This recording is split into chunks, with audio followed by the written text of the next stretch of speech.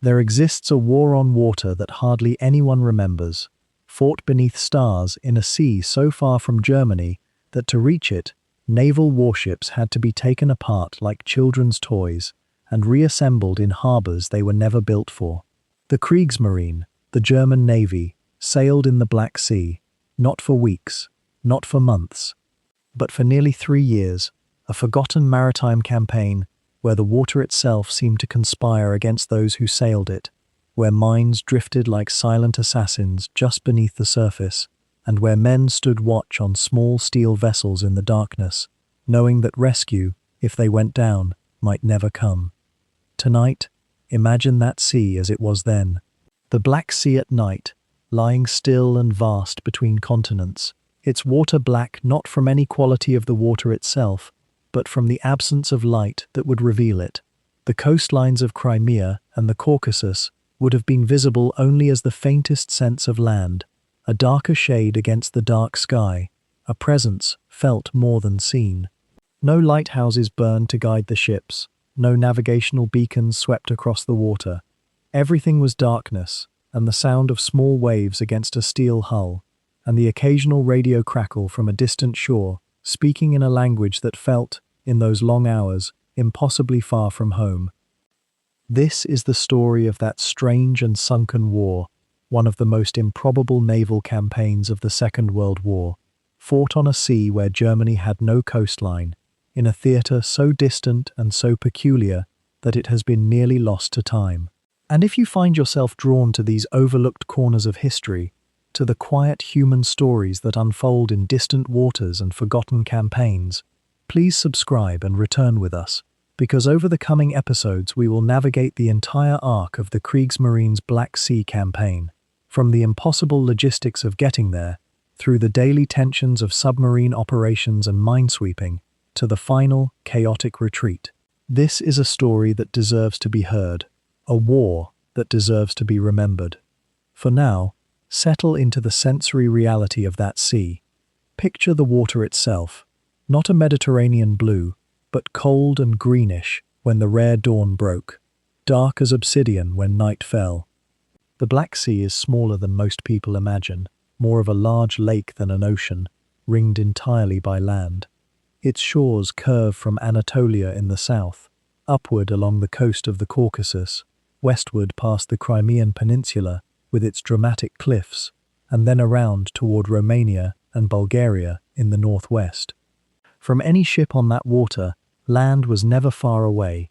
You could cross it in a day's sailing, and that very confinement, that sense of being trapped in a sea bounded by enemies and allies alike, shaped everything about the campaign that unfolded there. In the 1940s, the Black Sea itself was a body of water with a particular character. Its depths are unusual, stratified in a way that prevents normal circulation. Below a certain depth, the water becomes anoxic, almost completely without oxygen, so that no fish live there, no life can exist. It is as though the sea contains within itself a deep layer of death. Sailors who thought about such things, and sailors have always been prone to philosophy, to contemplation of the waters beneath them, understood that they sailed upon a sea that was not entirely alive, a sea that had within it regions of permanent, watery darkness where nothing would ever swim or thrive. What must that have done to the imagination of men who spent months aboard small ships, vulnerable, constantly aware that beneath them lay not only an enemy, but a sea itself that harbored secrets and hazards unseen? The Black Sea in 1941, 1942, and into 1943, when the Germans came, was a theatre of operation that existed almost outside the normal framework of naval warfare as most people understand it. There were no grand fleet actions like those in the Atlantic or the Mediterranean. There were no battleships squaring off across vast distances, no carriers launching aircraft that would determine the outcome of empires. Instead, there were small ships, minesweepers, torpedo boats, little gunboats, moving carefully through waters laced with mines. There were supply convoys hugging the coastlines, submarines operating in waters so confined that their usual tactics became nearly impossible, and an endless, grinding campaign of logistics and survival. The quiet of that theatre is perhaps the most striking aspect of it when we contemplate it now, from a distance of 80 years. No massive naval monuments commemorate the ships that sank there. No museum displays the insignia of those who served. The campaigns are mentioned, if at all, as brief footnotes in larger histories of the Eastern Front, a side operation, a curiosity of the war. But for 3 years, men lived and died on those waters. They fought a war as real and as desperate as any other, in a place that had become, for them, the center of the world, a small, mine-infested sea where every dawn was uncertain and where the simple act of moving from one harbor to another might be the last journey they ever made. Listen to the silence of that theatre now. Picture the slow roll of the Black Sea at night, the occasional phosphorescence in the water from plankton disturbed by the passage of a ship, the sound of a diesel engine turning over on a minesweeper, the creak of a steel hull in the darkness. Somewhere on those waters, voices spoke in German, Romanian, Bulgarian, and Russian. Somewhere, men stood watch and watched the horizon.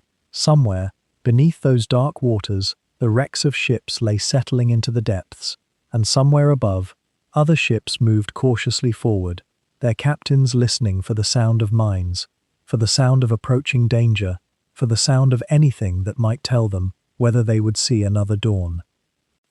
That is where we are beginning, not with great victories or dramatic naval encounters, but with the simple, persistent human reality of sailing a forgotten sea in the middle of a massive, world-altering conflict. The war on those waters would never decide the outcome of the Second World War. It would not be remembered in grand histories or celebrated in naval academies. But it was there. It happened. And in the darkness of those long nights, in the careful navigation through minefields, in the daily acts of courage and routine that kept those small ships moving, an entire human drama unfolded. A drama of isolation, duty, danger, and the strange intimacy that forms between men when they are far from home, sailing waters that few have ever heard of, fighting a war that the wider world has nearly forgotten. And as that dark water laps against the unseen shores, you might wonder, what stories lie beneath those depths, untouched by the grand histories we tell ourselves? For there exists an entire naval war, fought by men whose names few remember, in a sea that Germany never truly belonged to. A theatre of conflict so thoroughly eclipsed by the larger machinery of history that it has become almost invisible, even to those who study the period with care. The Kriegsmarine in the Black Sea remains one of the Second World War's most strangely forgotten campaigns, a story woven from improvisation, determination, and the peculiar tragedy of soldiers and sailors sent to fight far from home, in a corner of the world that seemed, to many who fought there, like the edge of the earth itself. This documentary unfolds that campaign across many nights to come. Each episode will draw you deeper into the waters where German minesweepers and torpedo boats moved through minefields that could not be fully charted, where Romanian and Bulgarian vessels sailed alongside their German counterparts in an uneasy alliance, where the frozen winter months brought ice that trapped ships in place and the summer heat made the inside of submarine hulls nearly unbearable. We'll follow the men who served aboard these vessels, ordinary sailors who kept watch, maintained engines, loaded ammunition, and tried to sleep in quarters so cramped that 2 bunks took up the entire width of a compartment. If you find yourself drawn to stories of naval warfare that exist in the shadows of better-known battles, if you wonder about the texture of distant campaigns and the human experience of war in unexpected places, consider subscribing now so that each new episode reaches you as it unfolds, carrying you gently through the nights ahead. The journey we're about to take together requires patience and curiosity in equal measure. It demands that you sit with ambiguity, because much of what happened in the Black Sea between 1941 and 1944 was chaotic, poorly recorded, and often contradictory in the accounts that survive. Official logs tell one story, memoirs and letters tell another. Archaeological surveys of wrecks yield still more fragments of truth, and in weaving all of these together, we come closer to understanding not just what happened, but what it felt like. The visceral reality of being a mechanic in an engine room when the ship above you shudders from a mine strike, or a lookout straining your eyes in the darkness, trying to spot the silhouette of a Soviet patrol boat before it can spot you. This forgotten war was forgotten, in many ways, because it didn't fit neatly into the established narratives. It wasn't the Atlantic U-boat campaign, which drew so much attention and resources. It wasn't the Mediterranean naval war, with its grand fleet actions and famous surface ships. It was something smaller, stranger, more intimate in its scale, a war fought in a confined body of water by forces that were never quite adequate to the task they'd been given. German sailors in the Black Sea operated with a kind of improvised ingenuity, adapting vessels and tactics to conditions that no peacetime naval academy could have predicted. They worked alongside allies who spoke different languages, who had different priorities, who were sometimes more interested in protecting their own coasts than in grand strategic objectives. And all the while, the Soviet Navy, though battered and often outmatched in the early years, refused to disappear. It adapted, it survived, it struck back. What makes this campaign particularly poignant, looking back across the decades, is that it occupies a strange temporal space. The sailors who fought in the Black Sea were, in many cases, part of a generation that had grown up believing they were building a new order in Europe. Many were conscripts, pulled into service by forces beyond their control. They received their orders and sailed where they were told to sail. They fought because they had been trained to fight, and along the way, they witnessed things that changed them: the beauty of that sea under moonlight, the terror of mines, the particular horror of seeing a ship you knew go down with most of its crew, the strange kinship that forms among men who share danger and confinement.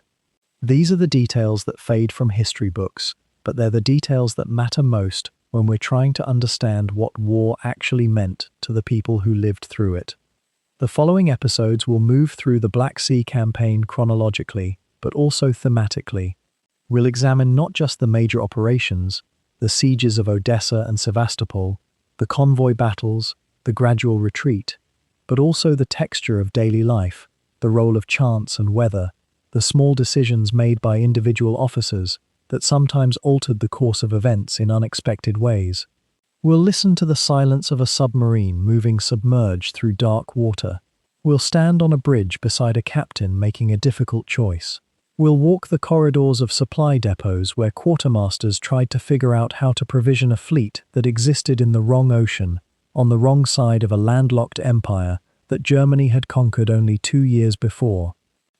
If you're drawn to this kind of narrative, if the idea of a lost corner of a larger war intrigues you, then subscribing ensures that you won't miss the unfolding of this story. Each episode will be crafted with the same care and attention to historical detail, the same commitment to letting the listener rest while learning, the same gentle pacing that recognizes that understanding takes time and that the best learning happens when the mind is calm and receptive. We have many nights ahead of us in the Black Sea, and many stories yet to tell. For now, let us return to the darkness of that water, stretching out beneath a sky full of stars that somehow look both closer and more distant when viewed from a ship at sea. The coastlines remain unseen, but they're there, Constanza and Varna and Sochi and Sevastopol, waiting for us to arrive with our questions, our curiosity, and our willingness to remember what history has tried to forget. In the spring of 1941, as German forces massed along the Soviet frontier, the Black Sea remained almost an afterthought in Berlin's grand strategic calculations. And yet within months, ships bearing the Kriegsmarine's pennants would be cutting through waters their admirals had scarcely contemplated a year before. To understand how this came to pass, we must first inhabit the strange geography and the even stranger politics that made such a thing possible. The Black Sea is, in many ways, a sea that feels like it belongs to no one and everyone at once. Bordered by Turkey, Bulgaria, Romania, the Soviet Union, and Georgia, it is a body of water whose coasts have shifted hands and allegiances so many times across the centuries that the very notion of ownership seems almost quaint. It is smaller than most people imagine, roughly the size of Spain, connected to the Mediterranean through the narrow Bosporus and the Dardanelles, shallow in places, profoundly deep in others, fed by the Danube and other great rivers. It has a current system all its own. The water itself is unusual, dense and stratified, with an oxygen-poor lower layer that preserves organic matter in ways that have fascinated marine archaeologists for generations. One might imagine it as a kind of liquid time capsule, holding onto the remnants of civilizations and shipwrecks that elsewhere would have dissolved into oblivion. For most of the history of European warfare, the Black Sea had been either a Turkish lake or a Russian one, depending on the century and the balance of imperial power. But in 1941, with the invasion of the Soviet Union underway, and with German armies driving deep into Ukraine, the geopolitical reality shifted suddenly. Romania and Bulgaria, Germany's southern allies, possessed coastlines on the Black Sea. Their ports, Constanța in Romania, Varna and Burgas in Bulgaria, became potential jumping-off points for an entirely new theatre of war. And as German armies advanced toward the Crimea and southern Ukraine, the question ceased to be merely academic. Could Germany project naval power into a sea it had no direct access to? Could it support its armies on the eastern shore? Could it deny the Soviets the freedom to move and supply by water? The answer, though it would take considerable ingenuity and effort, was yes. And therein lay one of the more peculiar aspects of this campaign. Germany was a continental power, with its heartland in Central Europe, and its main naval interests focused on the Atlantic, the North Sea, and the Baltic. The Black Sea was distant, strange, and for most German officers, entirely unfamiliar.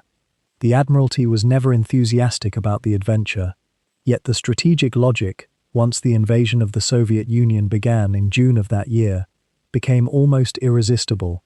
The Soviet Black Sea Fleet was a real force, based primarily at Sevastopol in Crimea, a fortress port that would prove to be one of the most bitterly contested locations in all of the war on the Eastern Front. If that fleet could be neutralized or contained, German armies could operate with greater security. If convoys could be run safely to supply the troops advancing in the south, the entire campaign might be hastened toward victory. There was, too, a psychological dimension to the choice. Germany had been humiliated by the Treaty of Versailles, stripped of colonies and overseas territories, reduced to a European power with limited naval reach. The notion of projecting German military might across previously inaccessible waters held a certain romantic appeal for the Nazi leadership, a sense that the racial and military superiority they claimed for themselves should be capable of achieving what seemed, on the surface, impossible. The Black Sea represented, in some sense, a frontier, a space where German ingenuity and determination might overcome geographical handicaps that would have deterred less ambitious powers. But there was also a deeper strategic consideration. The Soviet economy was not sealed off from the world, isolated and self-sufficient as propaganda might suggest. The Caucasus region, beyond the Black Sea to the east and south, was a critical source of oil, the lifeblood of modern war. If German forces could reach those oil fields, if they could strangle Soviet supply lines, if they could use naval power to make the Crimea and the southern coast untenable for Soviet operations, the entire strategic balance might tip. It was a gamble, certainly, but one that seemed worth taking given the scale of the overall operation already underway. The decision to establish a German naval presence in the Black Sea, then, emerged not from long-standing colonial ambition or centuries of naval tradition, but from the immediate tactical and operational needs of the invasion campaign. It was born of necessity rather than design, a solution improvised for problems that arose as armies advanced faster and farther than logisticians had perhaps fully anticipated.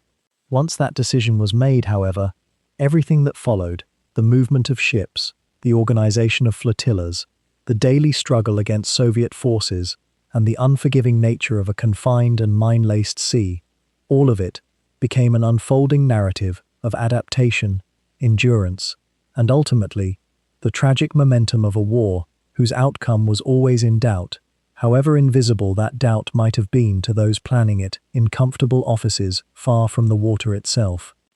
But here is where the story turns towards something almost impossible to imagine in practical terms. The German Navy had no coastline on the Black Sea, none at all. The very idea seems to contain a contradiction. How does one wage naval warfare on a body of water you cannot reach by ship? Yet by the summer of 1941, German sailors found themselves not only reaching those distant waters, but fighting in them, and the journey itself was perhaps as remarkable as the battles that followed. The logistics of moving warships from German yards and European shipyards across a continent to a landlocked sea form one of the quieter marvels of industrial wartime organization, a feat that speaks to both German engineering and the desperate reach of Nazi ambition into territories where no German fleet had sailed for centuries. The challenge began in the shipyards, in the drawing boards where naval architects had to confront a peculiar problem: larger warships. The cruisers and destroyers that might have been ideal for Black Sea operations could never make the journey. They were too large, too deep in draft, to navigate the narrowing rivers and shallow canals that formed the only possible route. And so the German Navy found itself thinking in miniature, in vessels designed not for the open ocean, but for confinement, for narrow waterways where a ship's beam became more important than its armor, where maneuverability mattered more than firepower. Minesweepers became the workhorses of this distant campaign. Torpedo boats, conceived originally as raiders in the Mediterranean, were repurposed. Converted river monitors and shallow draft gunboats joined them. It was almost as though the Kriegsmarine was building a navy within a navy, a fleet within the fleet, designed expressly for waters they had never intended to control. The physical transportation itself began where you might not expect, on German railway lines stretching eastward across the continent. Ships, or at least the prefabricated sections of ships, were loaded onto special rail cars and began their journey east. Picture for a moment the logistical chain this required. The coordination of German railways at a time when those same railways were struggling to supply troops fighting in Russia, the allocation of specialized flatbed cars, the careful loading of hulls and sections that had been built in yards hundreds of kilometers away, the need to route them through territories only partially under Axis control or allegiance. The Danube became the central artery of this strange convoy. That great river, flowing southeast through the heart of Europe, connected the German industrial heartland to the Hungarian plains and eventually to the lower Danube Valley, where the first assembly points could be established. Ship sections arrived by rail at collection points along the Danube. Places like Vienna and Budapest became unexpected naval construction yards. There, in improvised workshops and repair facilities, the sections were unloaded and assembled. Rivets were driven, hulls were sealed, engines were installed. Skilled workers labored in the humid summer heat to transform scattered metal sections into functioning vessels. It was a process that might have taken weeks or even months for a single ship, and the Navy needed multiple vessels, needed them urgently, needed them seaworthy by the time the campaigning season reached its peak. The improvisation was constant. Spare parts had to be sourced locally or fabricated on the spot. Workers trained in Baltic shipyards now found themselves problem-solving in Hungarian and Romanian towns, adapting their skills to whatever materials and infrastructure lay available. One can only imagine the frustration of German naval officers watching their carefully designed vessels being assembled in fragments, dependent on rail schedules and the availability of skilled labor in occupied territories. From the Danube, the assembled ships faced another obstacle, the Iron Gate, a narrow and treacherous passage where the river runs through the Carpathian Mountains. The waters here are shallow in places, fast in others, studded with rocks and whirlpools. Ships that had been designed to navigate broader rivers and calm harbors now faced a real test of their seaworthiness and their captain's nerve. It was not a passage one made carelessly, and losses were recorded here, vessels damaged beyond ready repair, taking on water in the rapids, sometimes abandoned after striking hidden rocks or sandbars. The journey through the Iron Gate was perhaps the most physically perilous moment in this entire overland odyssey, and yet for most of the crews involved, it was merely a prelude to the greater challenges awaiting them in the Black Sea itself. Beyond the Iron Gate came the lower Danube Delta, where the great river fans out into marshy channels and lagoons before reaching the Black Sea proper. Here, the river becomes shallow and braided, splitting into multiple courses through wetland and alluvial plains. Larger ships had to be carefully piloted through these channels, sometimes practically feeling their way forward, taking soundings constantly, adjusting course to avoid sandbars that might have shifted since the last vessel passed. The Delta has always been difficult to navigate, even in peacetime. Under wartime conditions, with crews working long hours on insufficient rest, with the constant awareness that Soviet aircraft or Soviet torpedo boats might appear at any moment, it became a nightmare of navigation and nerve. Yet the remarkable thing is that it worked. Not perfectly, there were accidents, delays, losses, but the system functioned. Ships arrived, not in great numbers, never in the quantities that would have been needed to guarantee naval supremacy, but they arrived. Small minesweepers and torpedo boats began to appear in the waters off Constanza and Mangalia in the summer of 1941. Their crews, many of them having never been far from the Baltic and North Sea before, emerged blinking into a new theatre of operations. They had crossed a continent by rail and river to reach a sea their nation had no territory on, and they carried with them the expectation that they would fight, that they would hold, that they would protect Axis interests in these distant and unfamiliar waters. There is something almost melancholy in contemplating this effort in retrospect. All that coordination, all that labor, all those carefully moved ship sections and assembled vessels, it was done in service to a campaign that would ultimately fail, that would be reversed and pushed back until German vessels had to retrace the same waterways in retreat, often damaged, sometimes destroyed. But in the moment, in the summer of 1941, when the war still seemed young and German victory seemed almost inevitable, the logistics appeared to be working, the plan seemed sound. The ships had arrived on a sea where no German warships had sailed since the Ottoman wars of centuries past, and they were ready for whatever the Black Sea might demand of them. What emerged from this strange logistics puzzle, though, was not a purely German operation at all. The Black Sea in 1941 was less an Axis lake than a crowded room where reluctant allies shared the same uncomfortable space, each with their own fears and ambitions. Germany had no coastline on this sea. They needed the people who did. Romania lay along the northwestern shore, its ports of Constanza and Mangalia becoming the nerve centers of this fragile cooperation. The Romanians had their own navy, modest by any standard, a collection of aging destroyers, minesweepers, and gunboats that had seen service in the First World War and survived into the Second through a mixture of caution and adaptation. When Romania signed its pact with the Axis, those ships became, nominally at least, part of a larger German-led coalition, but the word, nominally, carries weight in the darkness. The Romanian officers and sailors who sailed alongside the Germans were not volunteers in any meaningful sense. They were conscripts of circumstance, bound to an alliance their nation had joined to avoid occupation, their eyes always watching both the German commanders and the horizon where Soviet ships might appear. Bulgaria occupied the southern shore, and the Bulgarians presented an even more ambiguous picture. Their coastline was shorter, their naval forces even smaller, little more than a few torpedo boats and patrol vessels, a Coast Guard service masquerading as a navy, yet Bulgarian ports mattered. Burgas, Varna, the smaller towns that dotted the coast. These were the southern anchors of whatever Axis naval presence would take shape. The Bulgarians were cautious, perpetually anxious, aware that they occupied a geographic position that made them vulnerable to pressure from every direction. Their commitment to the German alliance was never as fervent as Berlin might have wished.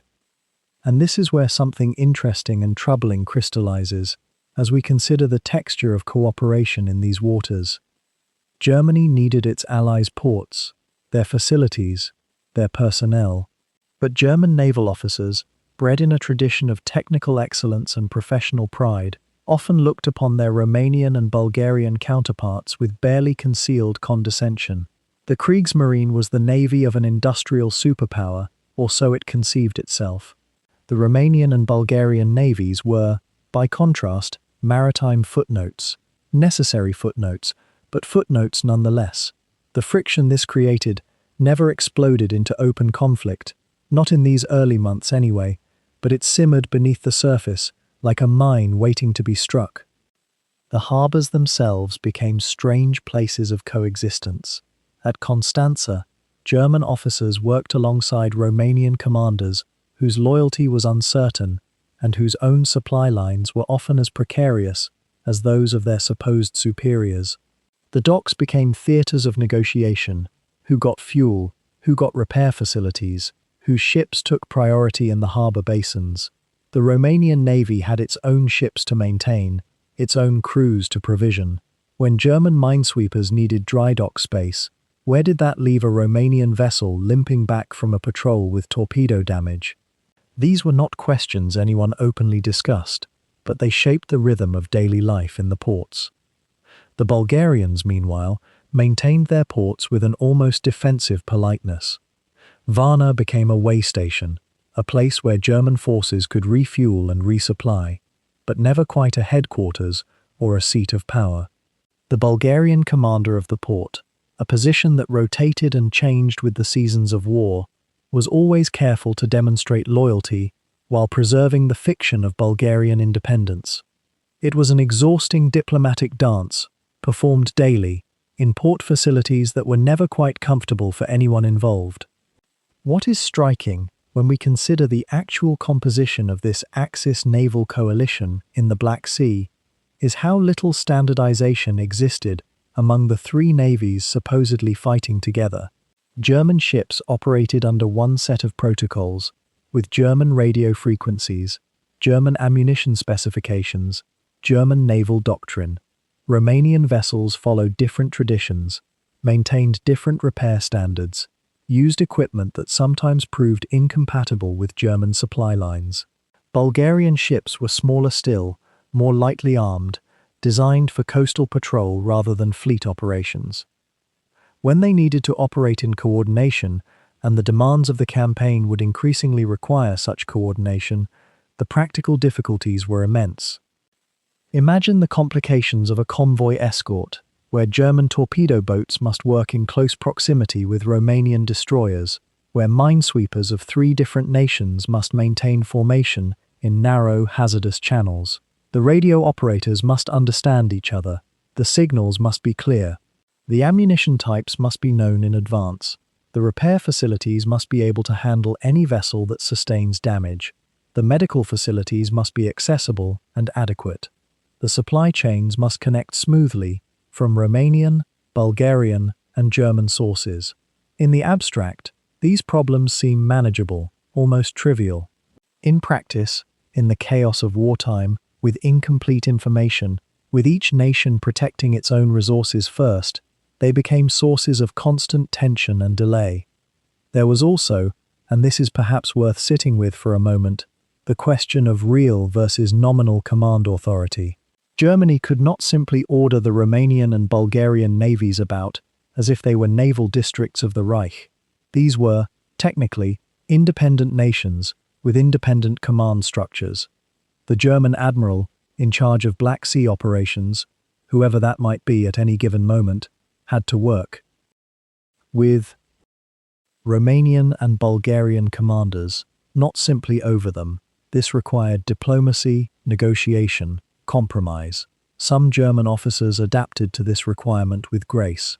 Others chafed against it, longing for the clean hierarchies of home waters. The Romanians, for their part, were acutely aware of their precarious position.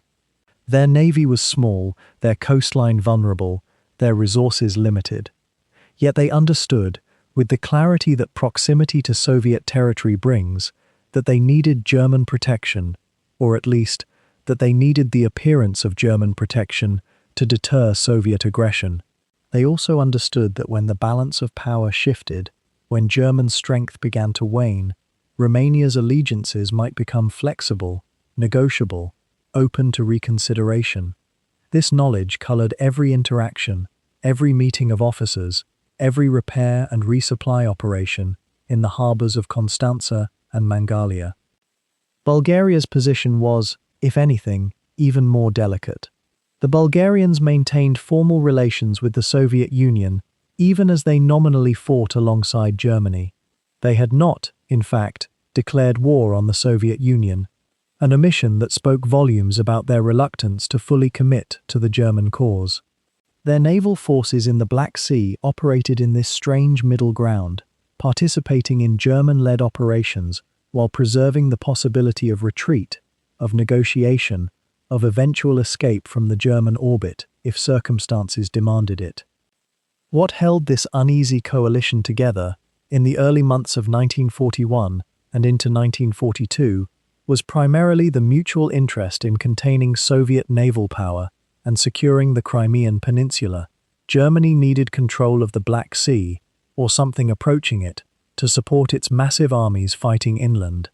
Romania and Bulgaria needed German military support to protect themselves from Soviet retaliation. The Soviet Black Sea Fleet posed a threat to all of them, so they cooperated, uneasily, imperfectly, but with sufficient commitment to keep ships sailing in formation, convoys moving, operations continuing. Yet the cooperation always carried within it the seeds of its own dissolution. It was a marriage of convenience, and everyone knew it. When convenience ended, when the balance of power shifted, when resources became even scarcer, when the home fronts of Romania and Bulgaria began to crumble under Allied bombing and military pressure, the alliance would fray and ultimately collapse. But that unraveling lay in the future. For now, in these harbors, in these ships, in these carefully negotiated agreements and supply arrangements, three navies sailed together in waters that belonged, in a deep sense, to none of them. The Soviet Black Sea Fleet, in the early months of 1941, was not a force assembled in haste or confusion. It was, rather, the product of decades of Russian and Soviet maritime ambition, methodically constructed and deeply rooted in the waters it commanded.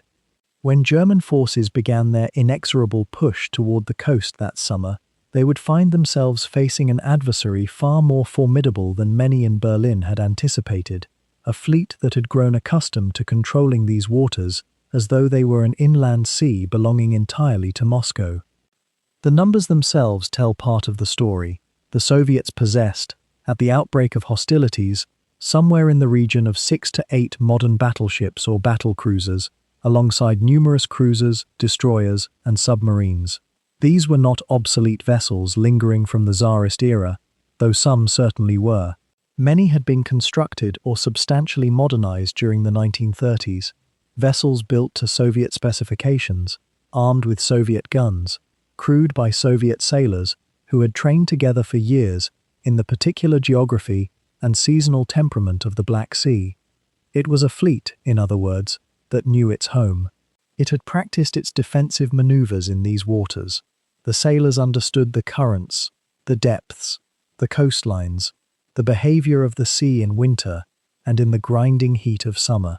Does this familiarity not constitute a form of power in itself, a quiet advantage that maps and warship displacement tonnages cannot quite capture? Sevastopol itself was the physical embodiment of this dominance.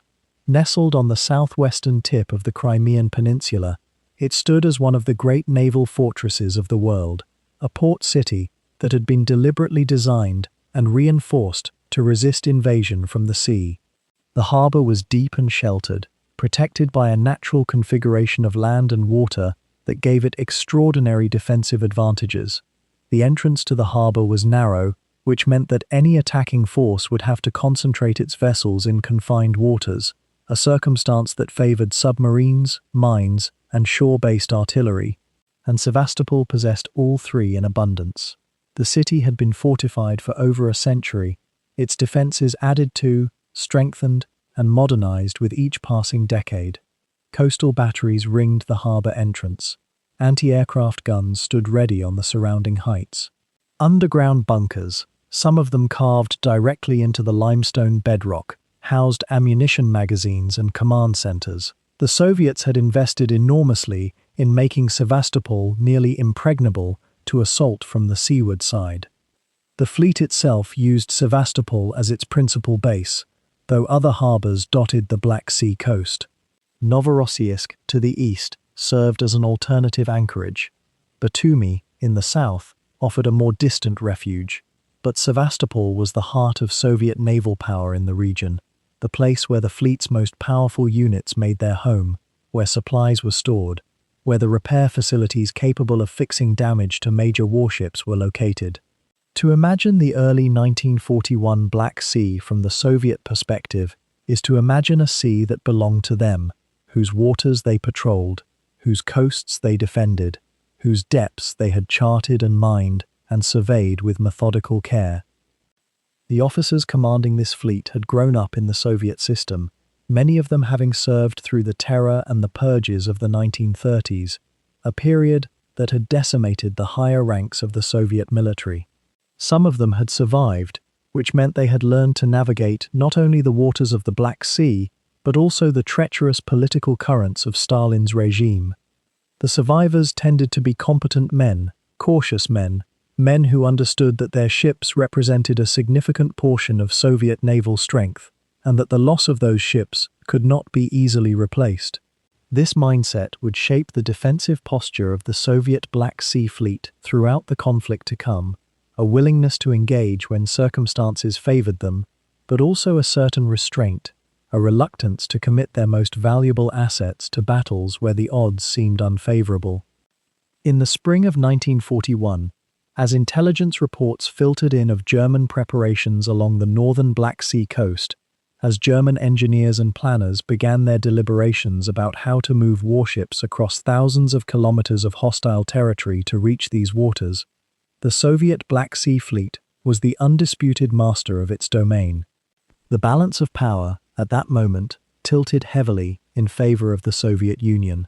They had the numbers, they had the fortresses, they had the knowledge of the sea itself, the intimate understanding that comes only from having patrolled the same waters year after year, season after season. They did not yet know that this dominance would be challenged, or how profoundly the arrival of German naval forces, however improbably those forces made their way to these waters, would alter the character of the campaign. But the peace of their superiority was not long to last. What is striking to consider, now, more than 80 years later, is how quickly and utterly that balance would shift, how the Soviets' initial advantages would prove, in certain respects, to be liabilities. A fleet built to dominate a sea, stationed in harbors dependent upon those seas, is vulnerable to disruption in ways that are not immediately obvious. The fortifications of Sevastopol, so formidable when one imagined an assault from the open water, would prove less effective against an enemy that approached from the landward side, that could bring siege guns and infantry to bear against the fortress's perimeter. The depth of the harbor that protected against certain forms of attack could also trap the fleet, preventing escape when circumstances demanded retreat. These paradoxes were not yet apparent in the spring of 1941. For now, the Soviet Black Sea Fleet remained supreme, a force to be reckoned with, waiting in its harbors and bases for the enemy that they knew must come, eventually, from the north and the west. The German warships that came to the Black Sea were not the battleships and heavy cruisers you might imagine prowling distant waters. They were, instead, something altogether smaller and stranger, vessels designed not for the open Atlantic, but for the cramped, treacherous waters of an inland sea, where every dark patch beneath the surface might hide a mine, where sudden squalls could trap unwary sailors against hostile coastlines, and where the enemy was never quite distant enough to feel safe. These were ships built for a different kind of war, a war of proximity and constant vigilance, where tonnage mattered less than nerve and familiarity with every shoal and current. At the heart of this fleet were the minesweepers, unglamorous workhorses that would become, in many ways, the true backbone of German operations in these waters. The Kriegsmarine had brought what vessels it could, some of the newer Condor-class minesweepers, sturdy steel-hulled craft of around 800 tons, but also older, smaller wooden-hulled sweepers that had served in other theaters and now found themselves, in a sense, demoted to what seemed like a forgotten corner of the war. These minesweepers were neither swift nor heavily armed. They were built for a single, exhausting purpose. Their crews would spend countless hours dragging weighted cables behind their hulls, listening for the distinctive thump. That meant a mine had been caught and could be detonated or hauled aboard. It was meticulous work, almost surgical in its demand for patience and precision, and yet it was absolutely essential. Without the minesweepers running their dangerous channels first, no other ship could move safely through the Black Sea's contested waters. Alongside them came the torpedo boats, faster and more elegant in their way, though no less vulnerable. Germany had produced many torpedo boat designs during the war. The S-boats, as they were called in German service, or Schnellboote, sleek and narrow-hulled craft that relied on speed and surprise rather than armor. In the Black Sea, these boats would become nighttime raiders, striking at Soviet shipping and coastal positions under cover of darkness, their crews hunched over gun mounts and torpedo tubes, listening for the sound of a Soviet patrol boat's diesel engine, watching the water for the telltale wake of an approaching vessel. Many of these boats were relatively small, carrying crews of 30 or 40 men in spaces so cramped that sailors could barely move between their bunks and their duty stations. The bunks themselves were often double or triple stacked, allowing only inches of headroom, and the air below deck grew thick with diesel fumes, sweat, and the particular smell of a metal hull that has been sealed against the outside world for too long. There were also improvised vessels, hastily modified craft, and requisitioned small ships that had never been designed for military purposes. The Germans, in their desperation to maintain some semblance of naval presence in the Black Sea, had taken fishing boats, ferries, even tugboats, and armed them as best they could with machine guns, light artillery, and whatever armament they could spare. These vessels were often slow and vulnerable, but they served purposes that faster warships could not. They could guard harbors, protect repair facilities, move supplies quietly through protected waters, and, perhaps most importantly, their crews learned the Black Sea's temperament in a way that crews of larger warships simply could not. A fishing boat operates differently than a battleship. Its captain knows the texture of the water in a personal way, reads the shifting light on the surface, navigates by landmarks and local knowledge as much as by compass and chart. What united all these vessels, regardless of their original purpose or current improvisation, was their unsuitability for what the Black Sea would demand of them. The sea itself was a problem they had not anticipated with sufficient clarity. It was narrower than any major theater where the Kriegsmarine had previously operated, deeper in some places than anyone had mapped with precision, and laced with minefields that seemed to appear overnight and vanish just as mysteriously. The minefields were not static obstacles that could be charted once and then forgotten. They were living things in a sense, constantly being modified by both German and Soviet operations. A German minesweeper might clear a channel one day, only to have Soviet vessels lay fresh mines in it the following night. The psychological weight of this knowledge, that safety could become danger in a matter of hours, wore on the crews in ways that are difficult to fully appreciate now. The officers commanding these flotillas were often experienced sailors who had served in the Mediterranean, the North Sea, or the Baltic, and they found themselves suddenly responsible for a theater where conventional naval doctrine seemed almost quaintly irrelevant. The Black Sea was not a sea for grand maneuvering or fleet tactics. It was a sea for caution, for the careful advance up mined channels, for the brief, violent encounter in darkness, for the slow, methodical sweep of a harbor before allowing larger ships to enter.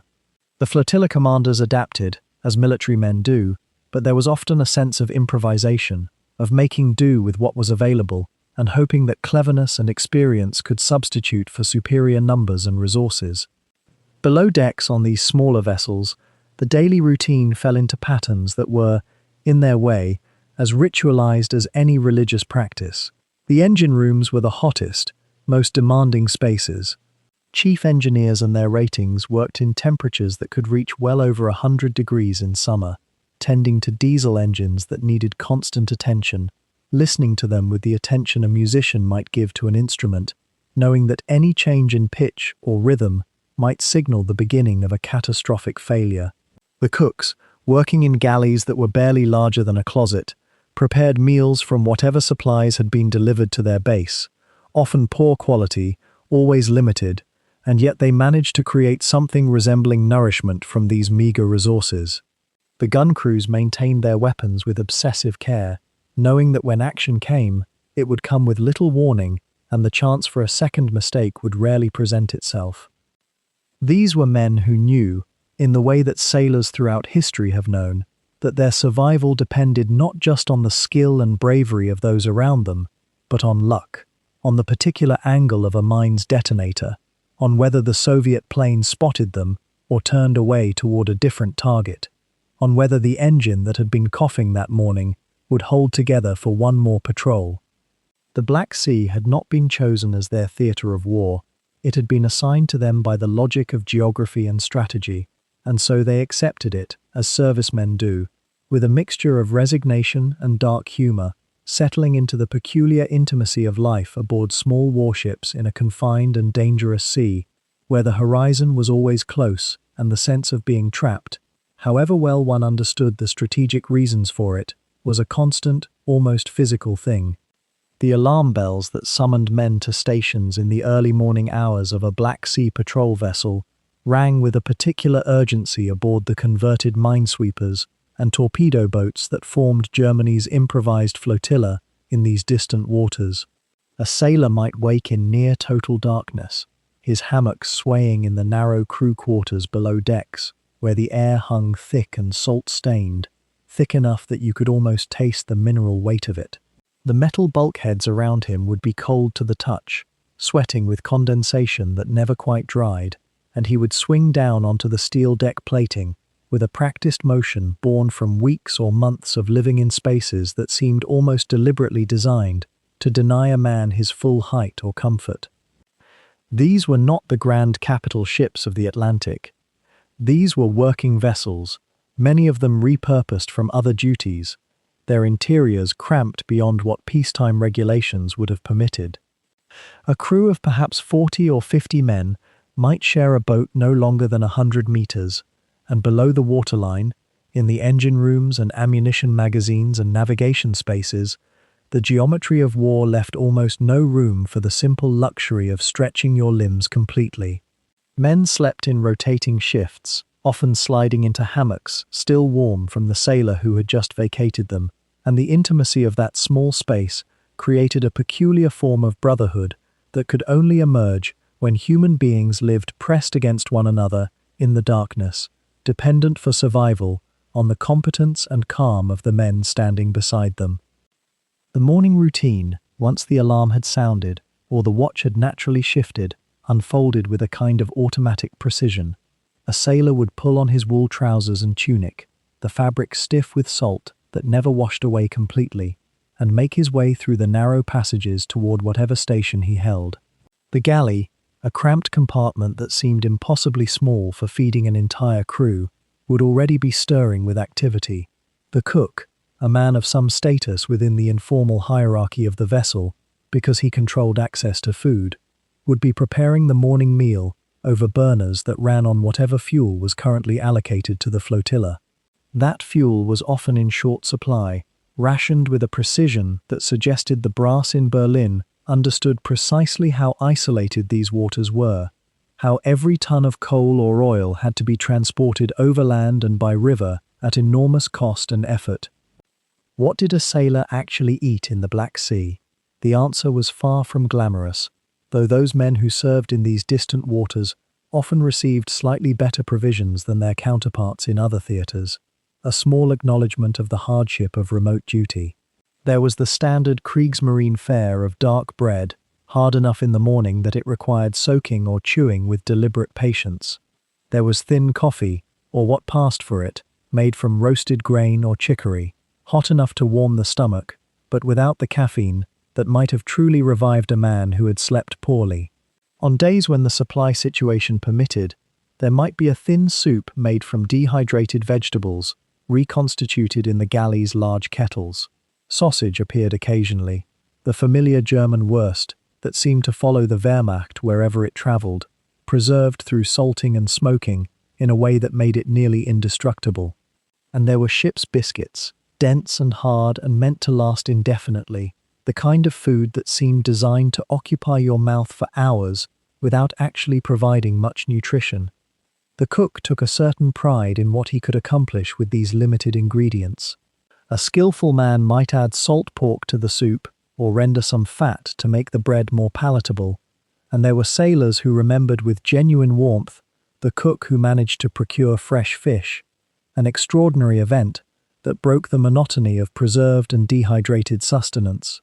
The meals were eaten quickly in shifts, since the galley could not accommodate the entire crew at once, and a sailor might sit on whatever flat surface he could find, cradling his bowl or cup, using the brief span of the meal as a moment of relative peace before returning to his duties. Food in those circumstances became almost a meditation, each bite noted and appreciated, because on a vessel at sea, with the possibility always present that this might be the last warm meal you received, every meal took on a kind of significance. Beyond the galley, the rhythms of the day unfolded according to the perpetual demands of a ship at sea, even a ship in confined waters, where the nearest enemy seemed always just beyond the horizon. There were watches to stand, 4 hours at a stretch, at the helm or in the engine room, monitoring the instruments and readings that kept the vessel functioning. There was maintenance, endless and necessary maintenance, because the salt air and the constant motion of the sea corroded everything, and a machine that was not carefully tended would simply cease to function at the moment when its function mattered most. Sailors scraped rust and painted over it, knowing that the rust would simply return tomorrow.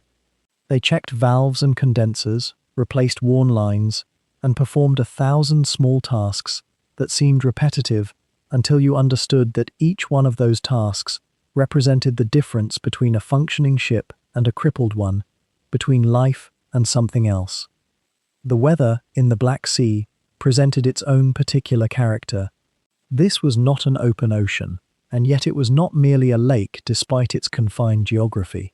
The winter months brought storms of surprising ferocity, winds that seemed to come from nowhere, and lifted the relatively small German vessels as though they were toys, throwing them about in seas that rose with startling speed.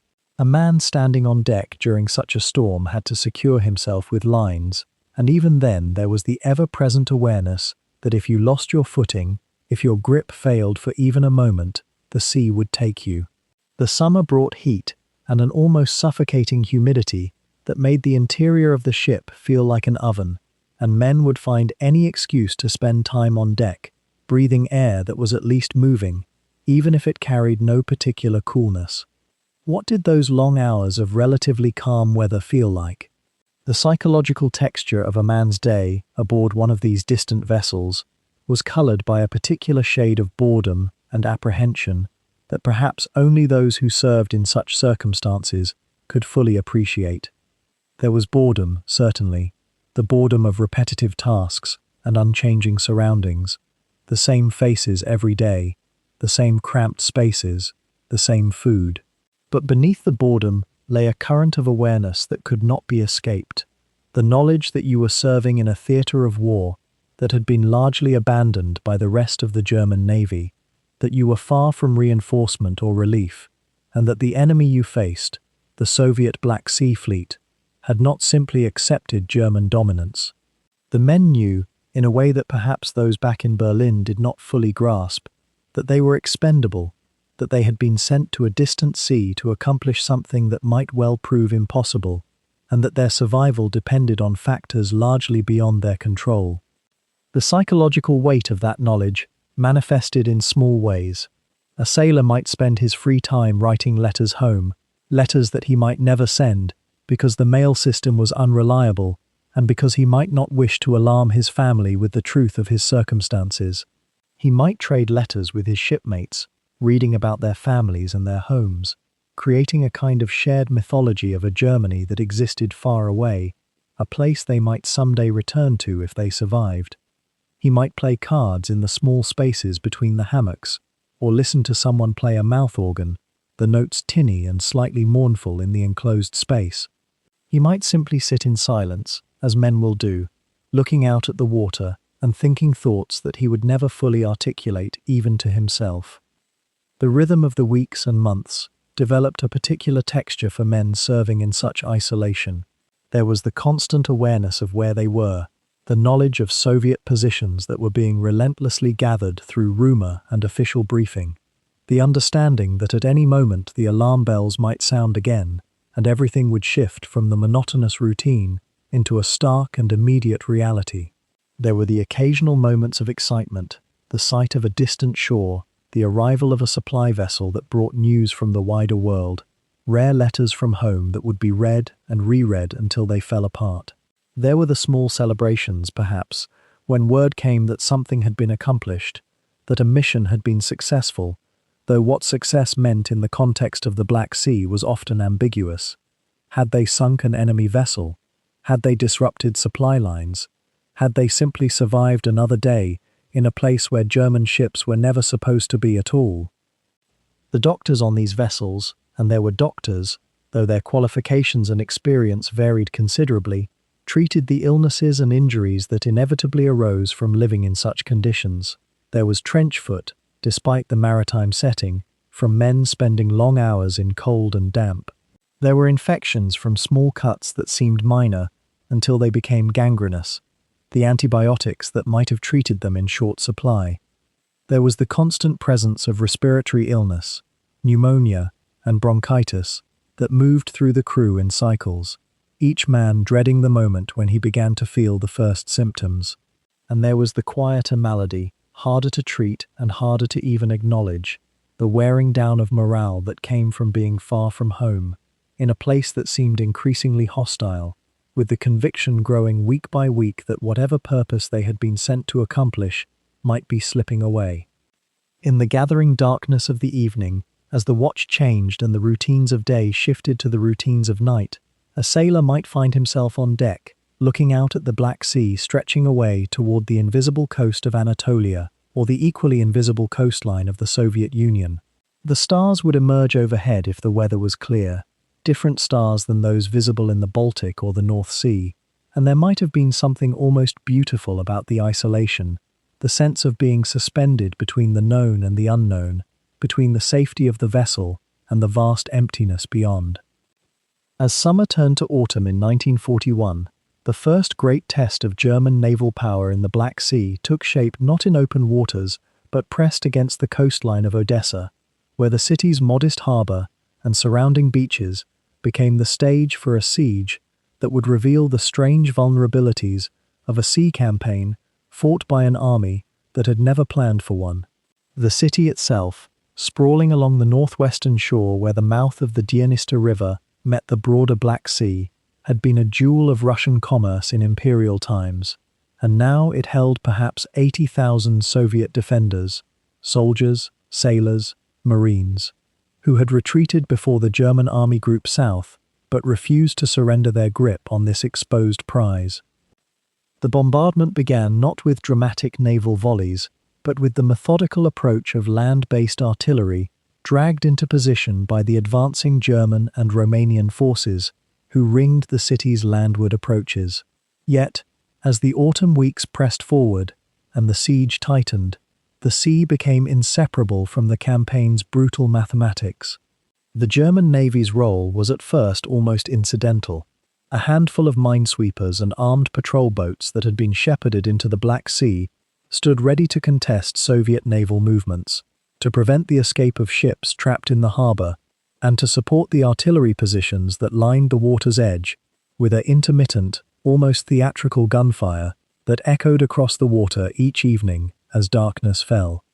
What made Odessa's siege uniquely a maritime affair, though, was the one lifeline that the defenders possessed. The sea itself remained, for a time, partially in Soviet hands.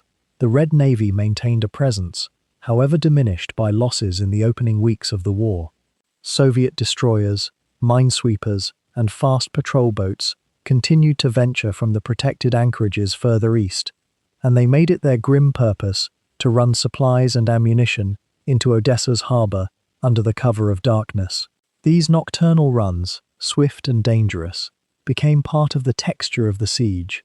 Soviet captains threading between minefields laid by both sides, reading the shifting patterns of danger as they had learned to do in the narrow waters where their fleet had always operated. German observers on shore would report seeing the wakes of these vessels cutting through the black water, sometimes hearing the clang of shells exchanged in brief, sharp engagements that lasted only minutes before the Soviet craft would wheel away toward the open sea. The contrast between the relentless pressure of the land siege and the fragmentary nature of the naval blockade created a peculiar tension. German commanders understood that they could not fully strangle the city while Soviet ships could still reach the harbor's mouth. Yet the small flotilla at their disposal was stretched thinly across a coastline that seemed impossibly long when measured in hours of steaming rather than miles on a map. Minesweepers that were meant to keep channels open for supply convoys and troop transports had to be diverted to reconnaissance work. Armed patrol boats that should have been supporting flanking operations along the beaches found themselves instead maintaining a constant watch for Soviet vessels that might attempt to run supplies past the German lines. In November, as autumn's chill deepened toward winter's grip, the Soviet command made a decision that would mark the true scale of the naval dimension of Odessa's agony. The defenders would be evacuated, not defeated, not starved into surrender, but lifted from the city by sea in one of the most harrowing amphibious operations of the entire war. Over the course of several nights, Soviet minesweepers, destroyers, and transports began a carefully orchestrated sequence of sorties into Odessa harbor, each vessel loading as many soldiers and sailors as could be crammed onto decks and into holds. The numbers remain contested by historians. Some Soviet accounts claim that nearly 100,000 people were removed. German records suggested perhaps 60,000, but the sheer magnitude of the undertaking was never in question. Every ship that entered that harbor was vulnerable to German attack, to the mines that lurked beneath its surface, to the artillery that could rain down from the surrounding heights. Yet night after night, the small Soviet flotilla performed this evacuation, turning the Black Sea briefly into a grave or a highway, depending on whether a particular voyage reached its destination or ended in wreckage. The German Navy's response to this evacuation was constrained by the same limitations that had plagued their entire Black Sea campaign. The handful of destroyers and minesweepers that might have contested these operations were inadequate to the task, and some were tied up in other duties or damaged and undergoing repair. What attacks the Germans and their Romanian allies did mount were largely ineffectual, more dangerous to the attackers in some cases than to the defenders they sought to stop. A few Soviet transports were sunk, a few straggling vessels captured, but the great majority of the evacuation fleet escaped into the darkness and the vastness of the Black Sea, carrying their human cargo toward the remaining Soviet-held ports further east. It was, in retrospect, a failure of German naval power to prevent a withdrawal that might otherwise have turned into a catastrophe, yet it was also a demonstration of the Soviet Navy's capability to undertake complex operations under pressure, to accept losses while still achieving the essential objective. The fall of Odessa itself, when it finally came, was anticlimactic in military terms. The city's land defenses, starved of reinforcement and cut off from escape, surrendered in mid-November. German and Romanian troops entered streets that were largely empty of defenders, finding instead a population exhausted by siege and bombardment. The Soviet Navy's success in evacuating the garrison meant that the conquest of the city had failed to produce the decisive victory that German commanders had sought. The enemy had escaped to fight again, had preserved their fighting strength for another day and another defensive position. In the mathematics of warfare, particularly in this peculiar Black Sea campaign where every ship and every trained sailor represented a precious and irreplaceable resource. The evacuation of Odessa represented a strategic subtraction from German achievements. The siege itself left a mark on the Black Sea that would persist throughout the war, a psychological awareness that the sea, even in this landlocked corner of Eastern Europe, could provide escape, could offer hope to the surrounded and defeated. For German sailors and officers watching those evacuation operations, understanding their own inability to prevent them, there was perhaps the first inkling that their great naval service might be unequal to the task that had been set before it, that in the Black Sea, a sea where they were utterly foreign, dependent on creaking logistics and the goodwill of reluctant allies, they might discover the limits of their power. The water that separated Odessa from Sevastopol, that connected the shrinking chain of Soviet ports, still in friendly hands, would become the thread along which the next phase of the Black Sea campaign would unfold. By the time the German and Romanian forces had tightened their grip along the Crimean Peninsula in late 1941, attention turned inexorably towards Sevastopol, the fortress port that would come to define the entire Black Sea campaign. The city's name itself carries a weight. 7 summers. The Greeks had called it 7 of those distant, sun-warmed seasons, but what awaited was no pastoral pause. Sevastopol was the Soviet Black Sea Fleet's principal base, a place where Russian naval power had been carefully built, defended, and now prepared for a siege that would become one of the most contested passages of water in all the Second World War. The harbour itself was formidable.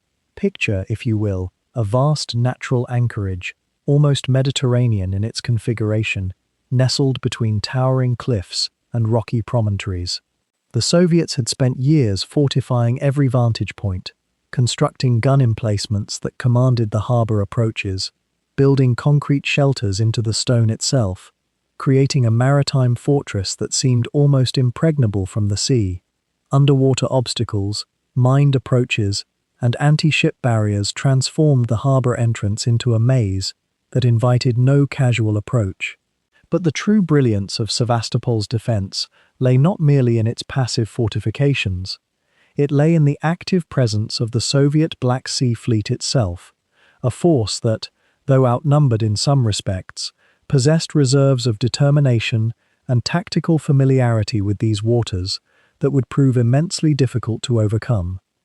When the German Naval Command studied the problem of Sevastopol in the autumn of 1941, they understood almost immediately that this would require a coordinated orchestration of air power, naval blockade, and amphibious assault.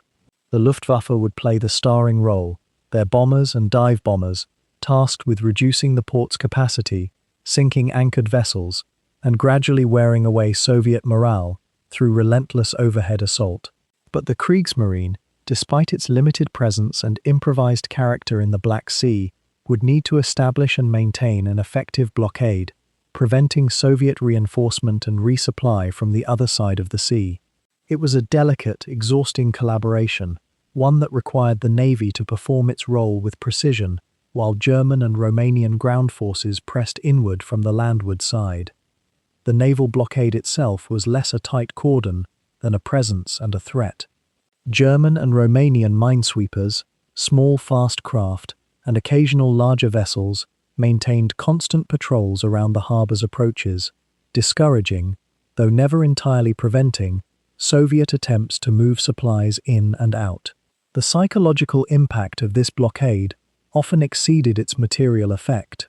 Soviet merchants and transport vessels were forced to attempt nighttime runs under cover of darkness, to carefully pick their way through channels that were understood, however hazily, by their own navigators.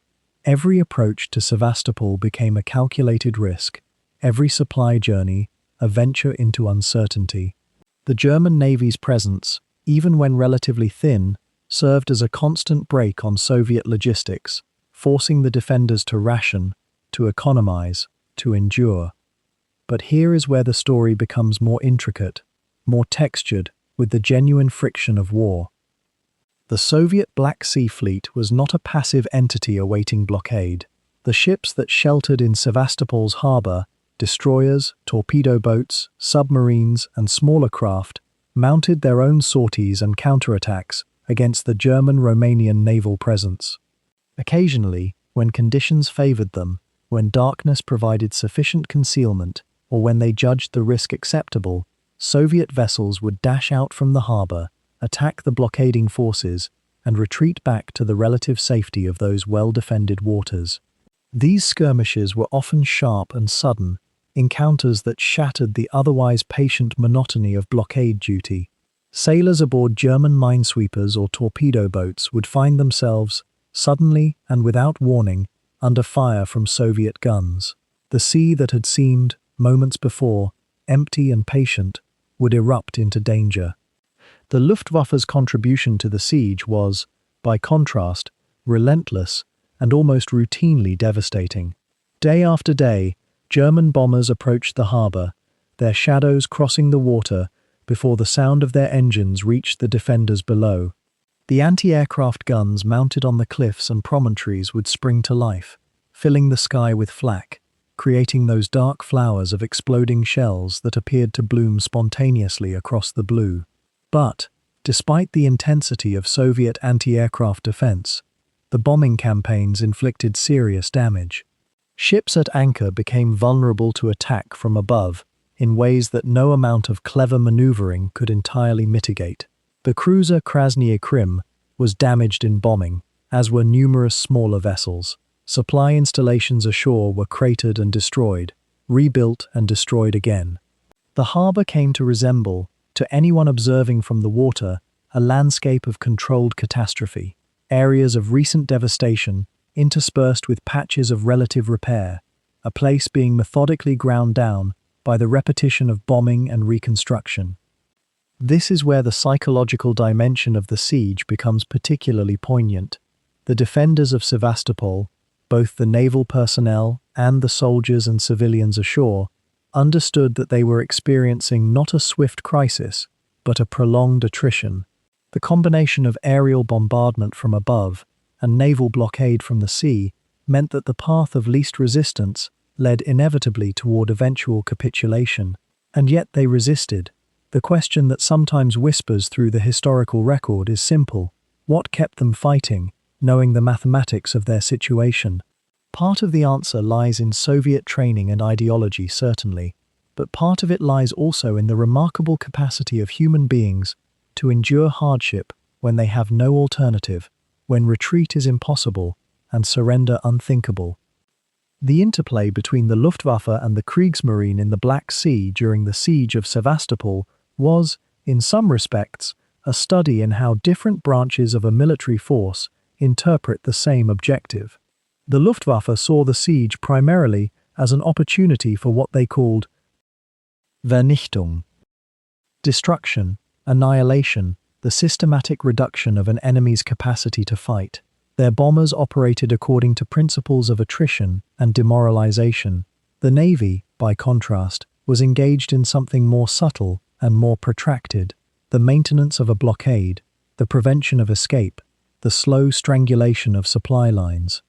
These were not contradictory aims, and yet they sometimes created tensions in how resources were allocated, how priorities were ordered. Consider, for instance, the question of German naval air assets. The Luftwaffe, being the senior Air Force branch, controlled most German aircraft operating in the theatre. The Navy possessed some seaplane reconnaissance craft, some modest bombing capacity, but nothing approaching the scale of the Luftwaffe's effort. This created, necessarily, a hierarchy of bombardment. The Luftwaffe attacked the most visible and strategically significant targets: the harbour installations, the anchored fleet, the anti-aircraft positions themselves, while the Navy's vessels were left to attend to the blockade and to occasional shore bombardment from their guns. This division of labour was pragmatic, even sensible, but it also meant that the Kriegsmarine operated in a supporting role, their contribution vital but secondary to the spectacular violence of aerial warfare. The actual mechanism of the blockade itself offers an interesting and quieter kind of detail to consider.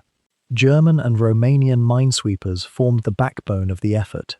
These small, sturdy vessels, typically crewed by perhaps 30 or 40 men, were equipped with sweeping gear designed to detonate or capture mines. But in the context of the Sevastopol blockade, these same vessels also served as gunboats, as presents, as mobile observers of the harbor's approaches. The crews of these ships existed in a state of heightened alertness that rarely translated into the dramatic moments of combat. Much of their time was spent simply patrolling, maintaining station, keeping watch through long hours during which nothing would occur. And then, perhaps unexpectedly, a Soviet vessel would dash out, guns firing, and the quiet alertness would transform instantly into sharp, dangerous action. The winter of 1941 and into 1942 brought a particular intensity to the blockade. The weather in the Black Sea can deteriorate rapidly, and the small German and Romanian vessels were not designed for comfort in rough seas. Ice formed along the northern approaches to the harbour. The days grew short. The psychological weight of the siege seemed to deepen with the cold, as if the season itself was conspiring in the German effort to exhaust the Soviet defenders. And the Soviets, for their part, were not content to wait passively within their harbour. They launched their own attacks, their own attempts to break the blockade, sending submarine raiders into the night, attempting convoy runs under cover of darkness, occasionally attempting to move supplies across the sea from Novorossiysk or other ports held by the Axis. Here is perhaps the most intriguing tension of the entire Sevastopol siege. The blockade was not impermeable. Soviet submarines, in particular, seemed possessed of a determination and audacity that belied their small numbers. These underwater vessels would slip through the blockading forces at night or during bad weather, reaching the harbour and delivering precious cargo, ammunition, fuel, even passengers, military personnel who could replace losses, who could reinforce the garrison with fresh troops and officer corps. The blockade did not prevent all Soviet resupply. It made it difficult, expensive in lives and vessels, but never quite impossible. This meant that the siege, viewed from a purely naval perspective, was less an absolute strangulation than a process of managed deprivation, a slow draining of Soviet resources and capacity, rather than a sudden, total closure. By the summer of 1942, the siege had taken on the character of a war within the war. The Luftwaffe had flown thousands of bombing sorties. The Kriegsmarine had maintained its blockade, had lost vessels to submarine attack and Soviet sorties, had seen its own material consumed in the relentless friction of prolonged operations. The Soviet defenders, in their turn, had endured an intensity of bombardment that few garrisons in the entire war would experience. The harbour itself had become a zone of devastation and reconstruction. Ships sunk and partially raised and sunk again, the seafloor an archaeology of warfare. And yet the harbour held. The Soviet flag remained, the defence continued, ground down but unbowed, waiting for the moment, which would eventually come, when the tables would turn, when German strength would wane, when the Soviet Black Sea Fleet would emerge from its harbour, no longer as a hunted force, but as an active combatant in a sea that would soon belong to Russia once again. The idea of a German submarine in the Black Sea seems, at first hearing, almost impossible. Picture for a moment the scale of the problem. These vessels, built in the shipyards of Kiel and Bremen for the vast Atlantic and the North Sea, were machines designed to cross oceans. Yet the Black Sea, enclosed by coastlines, hemmed in by Turkey, the Soviet Union, Romania, and Bulgaria, offered no room to dive and run as a U-boat commander might in open waters. It was a lake, really, a confined space where every sound carried farther, where every maneuver had to account for shallow drafts and narrow passages. And yet, in the autumn of 1942, the German Navy began what must rank among the strangest logistical feats of the entire war: the transportation of submarines overland, in pieces, to wage war on an enemy who already dominated these waters. The journey itself reads almost like an elaborate puzzle. The U-boats selected for Black Sea service were smaller than their Atlantic cousins. Types like the UC and UJ classes, coastal vessels and mine layers rather than the great Type Viec hunters.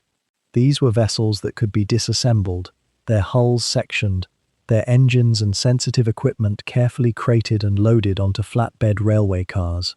Imagine the precision required. Every bolt accounted for, every cable labeled.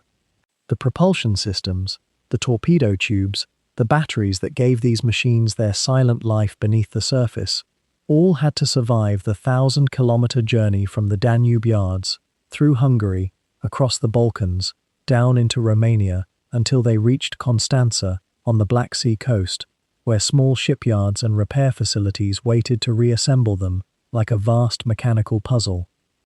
The barges came too, moving slowly down the Danube, that slow, deliberate river that had carried so much German military hardware southward. Romanian tugboats pulled German submarines in sections, and Soviet submarines watching from the far bank of the river could do little but observe this strange armada passing. There is something almost dreamlike about the image, a submarine's bow section, divorced from its hull, travelling by barge under the autumn sky, emerging at last into the Black Sea, as if being born a second time. By the winter of 1942, the first German U-boats were operational in the Black Sea. There were never many, perhaps 6, perhaps 8 at any given time. Their captains were volunteers, men selected for their coolness and their adaptability, because the Black Sea demanded something different from Atlantic wolfpack tactics. This was intimate warfare. The maximum depth of the Black Sea is roughly 1,300 meters, but the fighting occurred in shallower zones, among the shipping lanes connecting Sevastopol to Constanza, Varna to the Crimean ports. A submarine here could not simply vanish into the abyss. It could only hide, wait, and strike with precision. The confined nature of the water created an acoustic environment unique to submarine warfare. Sound travels differently in the Black Sea than in the open Atlantic. The salinity changes with depth, creating layers through which sound bends and refracts in unpredictable ways. An experienced listening operator aboard a Soviet patrol vessel might hear the distant hum of a diesel engine far sooner than he would expect. Soviet submarine commanders knew these waters intimately. They had trained here, understood the currents, the temperature gradients, the acoustic blind spots and corridors where a U-boat might hide. For German commanders arriving for the first time, it was like entering a room where their opponent had lived for years. The daily routine aboard these Black Sea U-boats was peculiar. The vessels were cramped. All submarines are. But here, in these warmer waters, with the additional claustrophobia of knowing you could not run far, the psychological pressure seemed different.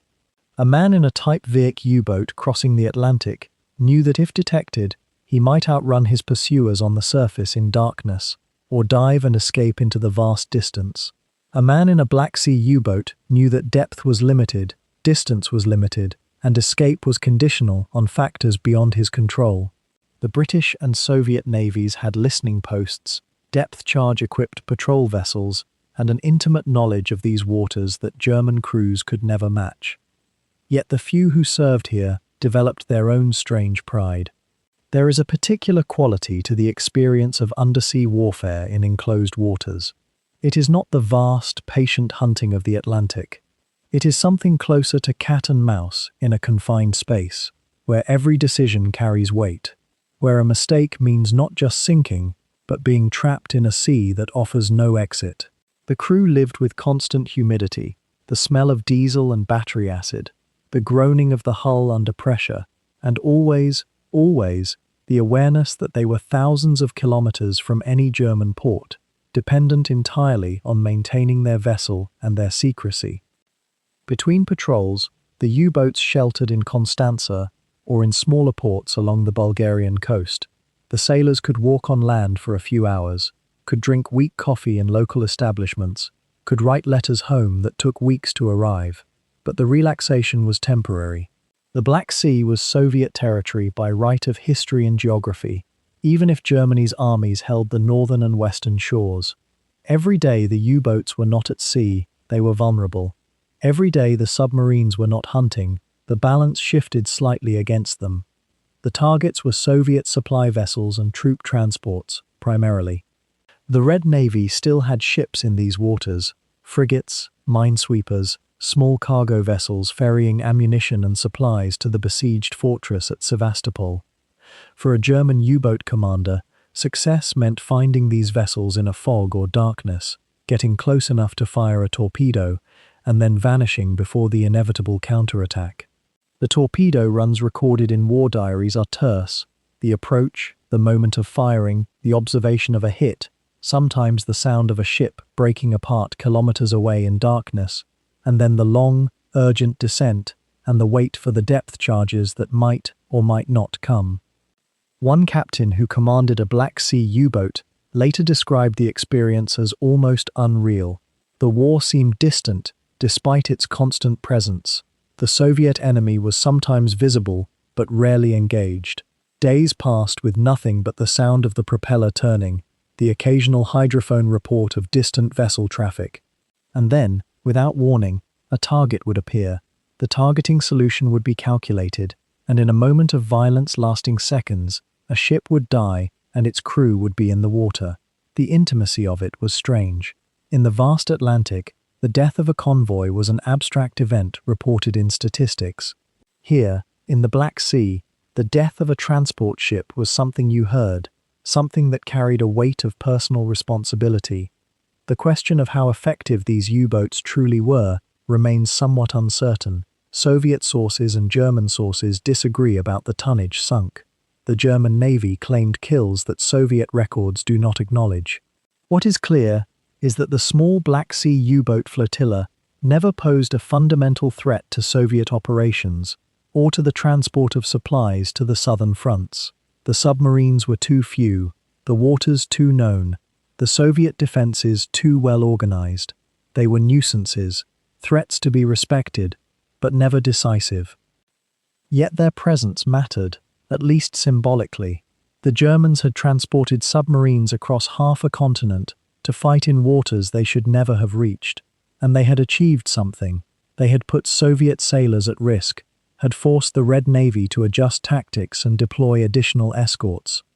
In the narrow waters of the Black Sea, where every vessel that sank represented a loss that could not easily be replaced, the effect of even a few U-boats was magnified, and for the men who served aboard them, the experience of submarine warfare in this enclosed sea created memories that never quite faded, a peculiar chapter of their war that seemed, even to them, somehow to belong to a different conflict altogether. The Black Sea was not so much a naval battlefield as it was a minefield wearing the disguise of water, and perhaps that distinction, subtle, easily overlooked, captures something essential about why this theatre would come to be so different from the great fleet engagements of the Atlantic or the Pacific. There were no vast battleships trading salvos across the horizon here. Instead, there was something quieter, something that lived beneath the surface and moved with the currents, indifferent to flags or declarations of war. There was the mine. To understand what the Black Sea became between 1941 and 1945, you must first understand that both sides, German and Soviet, Romanian and Bulgarian, turned to mines not as a secondary weapon of convenience, but as a primary language of control. The sea itself became a board on which patterns of metal and explosive were drawn like runes, and every ship that entered these waters was reading, intentionally or not, a map written in danger. The Soviet Navy, under assault on land and increasingly desperate at sea, had begun laying mines in earnest long before German forces arrived in significant numbers. Minefields were cheaper than ships. They required no crews, no fuel, no supply lines. They worked in darkness and in daylight equally well. They asked nothing of the Black Sea except permission to wait. By 1941 and into 1942, the Soviets had seeded the shallow waters around their key positions, Sevastopol, Batumi, Novorossiysk, with mines of every description. Contact mines that detonated on touch, influence mines that responded to the metal hulls and mechanical vibrations of approaching vessels, mines laid in deliberate patterns, and mines scattered almost at random, creating zones of uncertainty that no amount of pilot experience could entirely dispel. The Germans, arriving with their smaller craft and their need to move supplies to the siege lines, found themselves in a position of exhausting contradiction. They needed to use the very waters their enemy had weaponized. They needed to move, they needed to resupply. And they needed to do all of this while understanding, with absolute clarity, that the water beneath them was no longer simply water, but an entity that had been made hostile. This is when the minesweeping operations began in earnest, and they became, in many ways, the true backbone of German naval activity in the Black Sea. Not the dramatic moment of a torpedo striking a cruiser, not the flash of gunfire at dawn, but the repetitive, grinding, utterly unglamorous work of moving through channels of water at the slowest possible speed, trailing nets and cables, listening for the distinctive sound of a mine connecting with the sweep wires. The minesweepers, vessels with names like the M19, the M28, small craft that would have seemed almost insignificant in the grand scheme of naval warfare, yet which were absolutely essential to keeping any movement possible at all, became the true workhorses of the campaign. A minesweeper of the Kriegsmarine in the Black Sea was not a particularly comfortable posting. These were small vessels, often converted from fishing boats or civilian hulls, fitted with trawl-like apparatus designed to snag and detonate the anchored mines below. The men aboard them worked in pairs and trios, alert to the peculiar sound that meant contact with explosive ordnance, knowing that their next several seconds might involve the boat shuddering beneath them as the mine was brought to the surface and detonated at a distance.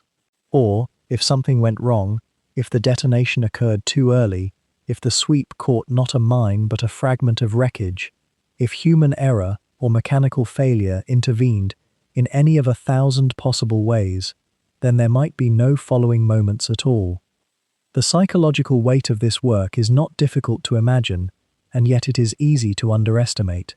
To move through water that you know contains explosives, invisible to your eye, detectable only by nets and metal, and the collective anxiety of experienced men, this creates a particular kind of tension that differs profoundly from the sharp fear of combat with an enemy you can see.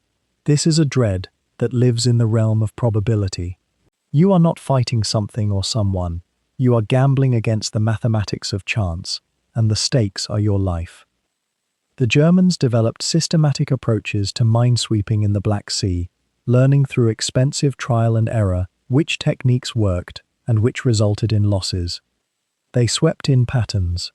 They created lanes, corridors of relative safety through the minefields, and maintained these lanes through constant vigilance. Ships would follow marked channels, painted with buoys, monitored constantly. Deviation from the channel, even slightly, meant re-entry into the minefield, and no captain of sound mind would accept that risk. But the Soviets, understanding what the Germans were doing, were constantly laying new mines. There was a grinding competition here, the endless cycle of laying, sweeping, laying again. The Germans would clear a passage to Sevastopol. The Soviets, operating from submarines or fast torpedo boats, or through small aircraft at night, would seed new explosives into the very routes the Germans had just made safe. It was not unlike watching two people endlessly tidying the same room, one arriving behind the other with fresh disorder. What made this situation even more complex was the very nature of the sea itself. The Black Sea is a confined body of water, shallow in many areas, subject to currents that would sometimes move mines from their original positions, cause them to drift into cleared channels, or conceal them in layers of silt, where sweepers might pass overhead without detection. There were seasons when the water was warm and inviting, and seasons when it turned grey and cold and violent. The mines did not care about weather. They were patient.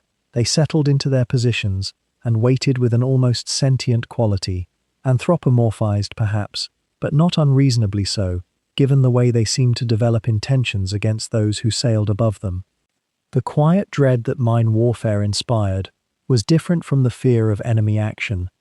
Enemy action involved agency, intention, a human will directed toward your destruction that you could, at least theoretically, outwit or overcome. Mines were instruments of fate. They were passive until they were not, and the moment of transition was often the last moment of transition a sailor would experience. This knowledge, carried daily by the men who served in these waters, shaped the entire character of the Black Sea campaign. It was a war fought in part against an element of nature that had been turned into a weapon, and there was something fundamentally unsettling about that. As the months progressed and the war in the Black Sea deepened, the sophistication of the mine warfare escalated as well. The Germans brought in specialist vessels from other theaters, learned techniques that had been developed in the Mediterranean and the North Sea, and applied them to the peculiar conditions of this landlocked sea. The Soviets, for their part, became more creative in their mine-laying operations, sometimes using small ships to place anti-ship mines in unexpected locations, creating zones of danger where none had been before. The number of vessels lost to mines in the Black Sea campaign was staggering relative to the scale of naval operations. A small cargo ship, attempting to reach Sevastopol with ammunition or food, would vanish beneath the surface almost without ceremony. Sometimes there were survivors who made it to shore or were picked up by patrol vessels. Sometimes there was nothing but oil on the water and debris settling slowly through the darkness. The sea kept its dead in a manner more thorough and more final than any burial on land. And yet the operations continued, the sweeping continued, the laying continued. The ships continued to move through this contested water, accepting the risk because the alternative, losing the siege lines through lack of supply, failing to maintain control of the coastal regions, was unacceptable. So day after day, the sweepers moved through their patterns. The sound of detonating mines became so common that it ceased to register as remarkable. It became simply the texture of existence in the Black Sea, as natural and as ominous as the wind. The Soviet Black Sea Fleet, by the time German forces arrived in strength, was neither defeated nor dormant. It was wounded, yes, pushed back, its bases threatened, its losses mounting, but it possessed something the Axis forces in these waters would never quite overcome: the absolute refusal to surrender the sea to an enemy that had no rightful claim to it. The waters around Sevastopol, around the Caucasian coast, around the narrow straits and shadowed harbors, became a theater of small, vicious encounters where desperation and skill met improvisation and sheer will. Consider the asymmetry of the situation for a moment. The Kriegsmarine had come to the Black Sea as conquerors, bringing modern minesweepers and fast torpedo boats, organized flotillas with clear command structures, and access to the industrial depth of Germany itself. The Soviet Black Sea Fleet, by contrast, operated from shrinking territories, its bases under bombardment, its supply lines increasingly uncertain, its personnel often fighting with equipment that predated the war and maintenance facilities that existed only in memory. Yet it was the Soviets who would prove, again and again, to be the more dangerous adversary in these confined waters. Why? Perhaps because they understood that in a sea you cannot truly abandon, you must fight with everything remaining to you. The small German auxiliary cruisers and transport vessels that plied these waters soon learned the pattern of Soviet resistance. Ships would depart harbors on what seemed routine missions, carrying ammunition to Crimea, escorting supplies to forward positions, repositioning personnel and equipment, and encounter Soviet torpedo boats emerging from fog or darkness with a speed and determination that suggested they had been waiting. Not waiting with certainty, but waiting nonetheless, because in these narrow waters, patience itself became a weapon. A merchant vessel, slow and heavy-laden, struggled to evade even a single determined attacker. The Soviet Navy understood this calculus precisely. The human cost of these encounters accumulated in ways that rarely appeared in the neat charts of naval histories. A transport ship laden with winter supplies for Sevastopol would be struck by a Soviet torpedo fired from perhaps 5 kilometers away, its magazine detonating in a sequence of explosions that lit the night sky and sent the vessel down within minutes. The crews aboard, sailors, soldiers, laborers, sometimes civilian refugees, faced a choice measured in seconds: abandon ship into waters that might be freezing or infested with mines, or ride the vessel down hoping rescue would come. Many did not survive long enough for rescue to matter. Those who did, pulled from the water by escort vessels or passing ships, often bore the peculiar trauma of maritime disaster, the sudden transition from routine duty to absolute catastrophe, the sensation of drowning and cold and helplessness, the discovery upon rescue that friends and comrades had not survived the same moment. Soviet submarine attacks became particularly feared as the war in the Black Sea wore on. The Soviet Union had invested in submarine development for these confined waters, building smaller craft suited to the shallower depths and narrower passages. These submarines, vessels with names that have largely vanished from historical record, crewed by men whose stories exist primarily in Soviet archives and scattered memoirs, demonstrated a particular ferocity born from defending home waters. A German transport might be hit by a torpedo it never saw fired, from a submarine that had slipped past escort vessels and minefields through routes known only through patient reconnaissance and dangerous experience. The transport would list, its crew scrambling, and within an hour or two, it would be on the bottom, taking with it supplies that Axis forces in Crimea desperately needed. One encounters in the fragmentary records accounts of such attacks that convey something of their psychological impact. A German naval officer's log describes a night when 3 transport vessels departed Constanza, bound for Sevastopol. Only one arrived. The other 2 were intercepted by Soviet naval forces, likely fast attack craft, though details remain unclear, and sunk. Their crews, those who survived the sinking itself, found themselves clinging to wreckage in darkness, uncertain whether rescue vessels or Soviet patrol boats would reach them first. Some were retrieved by German escorts. Some were not.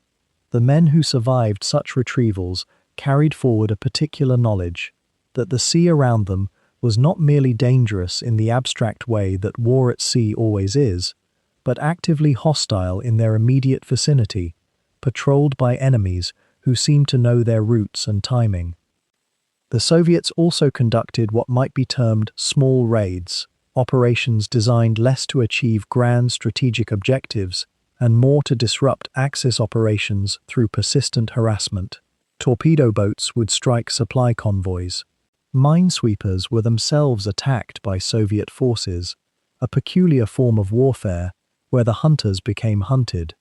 Coastal artillery positions, often positioned in caves and fortified emplacements that made them nearly impossible to silence, would target German vessels attempting offshore bombardments or supply operations. The effect was cumulative. German commanders found that even routine operations required extensive preparation, that risk calculations had to account for Soviet resistance that refused to acknowledge German superiority in the broader campaign. The question of why Soviet naval forces remained so effective despite their material disadvantage and the overall German military dominance in the theatre admits several possible answers. Part of it surely derived from motivation. These were Soviet sailors defending Soviet waters, an impulse that transcends military discipline or training. Part of it came from intimate knowledge of local waters, currents, hidden anchorages, and the characteristics of the seafloor that made certain operations possible and others suicidal. And part of it, perhaps, came from the fact that small boat warfare in confined waters rewards nerve and tactical cunning as much as industrial capacity.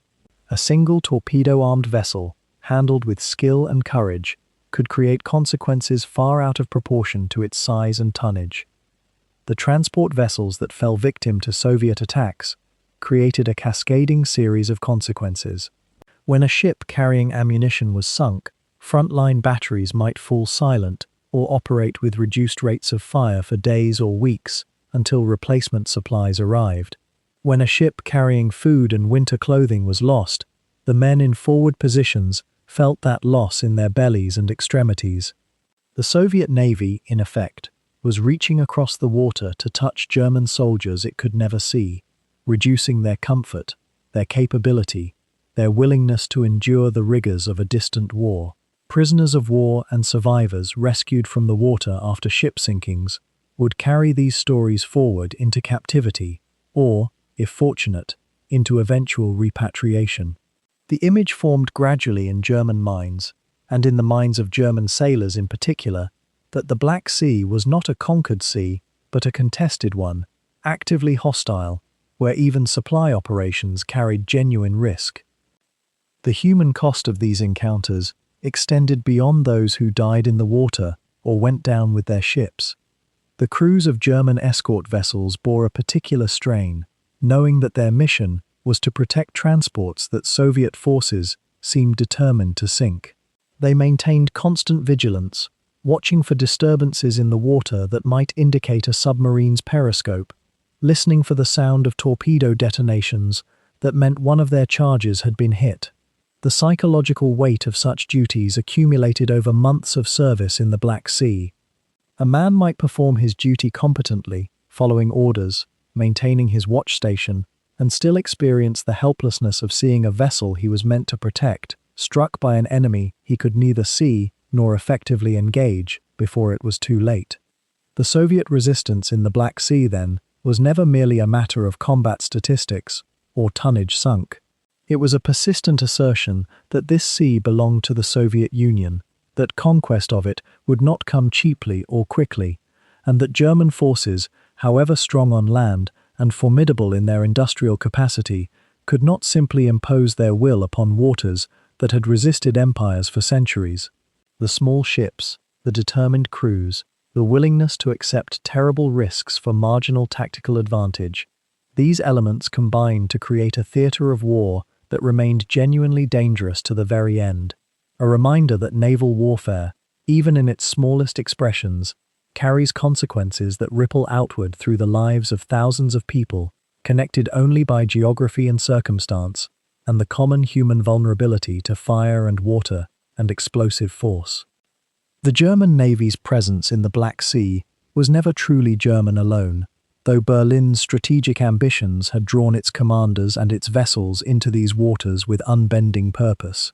Alongside the grey hulls that had travelled such improbable distances from the Baltic came other navies, smaller, stranger to these waters in their own right, bound together by alliance rather than by any deep shared vision of what naval dominance in this confined sea ought to become. The Romanians and Bulgarians brought their own ships, their own officers, their own particular appetites for territorial gain and naval pride, and the meeting of these three maritime traditions in the narrow waters of the Black Sea created a peculiar and often uncomfortable partnership that would shape the character of the campaign in ways that pure German naval strength alone could never have done. Romania's relationship to the sea was complicated, almost reluctant. Though the kingdom possessed a coastline along the Black Sea's northwestern curve, and though King Carol and his ministers harboured genuine strategic ambitions in the region, Romania's naval heritage was modest and its resources thin.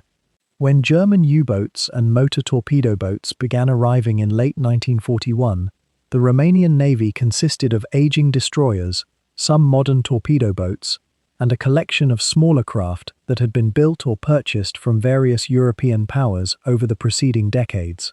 The Romanians maintained a small but determined naval presence, centered on the port of Constanța, that ancient place where Greek traders had once landed, where the Danube's vast delta met the open sea. The Romanian officers who commanded these vessels carried within them a particular anxiety, the knowledge that their fleet, however competently managed, would always be dwarfed by both the Soviet Navy to the east and now the improvised German flotilla that was settling into the region with methodical purpose. What drew Romania deeper into naval cooperation with Germany was not primarily romantic attachment to the Reich, but rather the concrete reality of Soviet threat and the simple fact that German naval forces, wherever they operated, created a temporary umbrella of protection under which other Axis allies could shelter. When Soviet submarines emerged from Sevastopol, or when torpedo bombers streaked across the water at dawn, a Romanian destroyer captain knew that German minesweepers were sweeping channels, that German anti-aircraft crews were alert and heavily trained, that the weight of German organization and German industrial capacity, however far from home, provided a measure of security that Romania could never manufacture on its own. This was alliance in its most basic and perhaps most honest form, the smaller power accepting the shadow of the larger one as the price of survival. The Bulgarian navy occupied an even stranger position in this maritime coalition. Bulgaria, like Romania, was an Axis ally bound to Germany by treaty and by the shared enmity toward the Soviet Union, yet Bulgaria's connection to the Black Sea was even more tenuous than Romania's. Bulgarian territory touched the Black Sea's western shore for less than 200 kilometers, and the Bulgarian naval tradition was far thinner still, a handful of old destroyers, some torpedo boats, and whatever small craft could be mustered from the shipyards of Varna and Burgas. Bulgarian officers who arrived to coordinate with German commanders often found themselves in the position of junior partners in a conversation conducted entirely in German, with strategic decisions flowing down from Berlin through Sofia and finally to the decks of ships that had neither the resources nor the independent capacity to resist whatever role was assigned to them. Yet what is worth holding in mind, as we consider the nighttime patrols and the dawn-time encounters that these Romanian and Bulgarian vessels undertook, is that their crews were not passive or reluctant participants. They were sailors engaged in genuine naval warfare, subject to the same Soviet shells and the same mine explosions and the same submarine torpedoes as any German.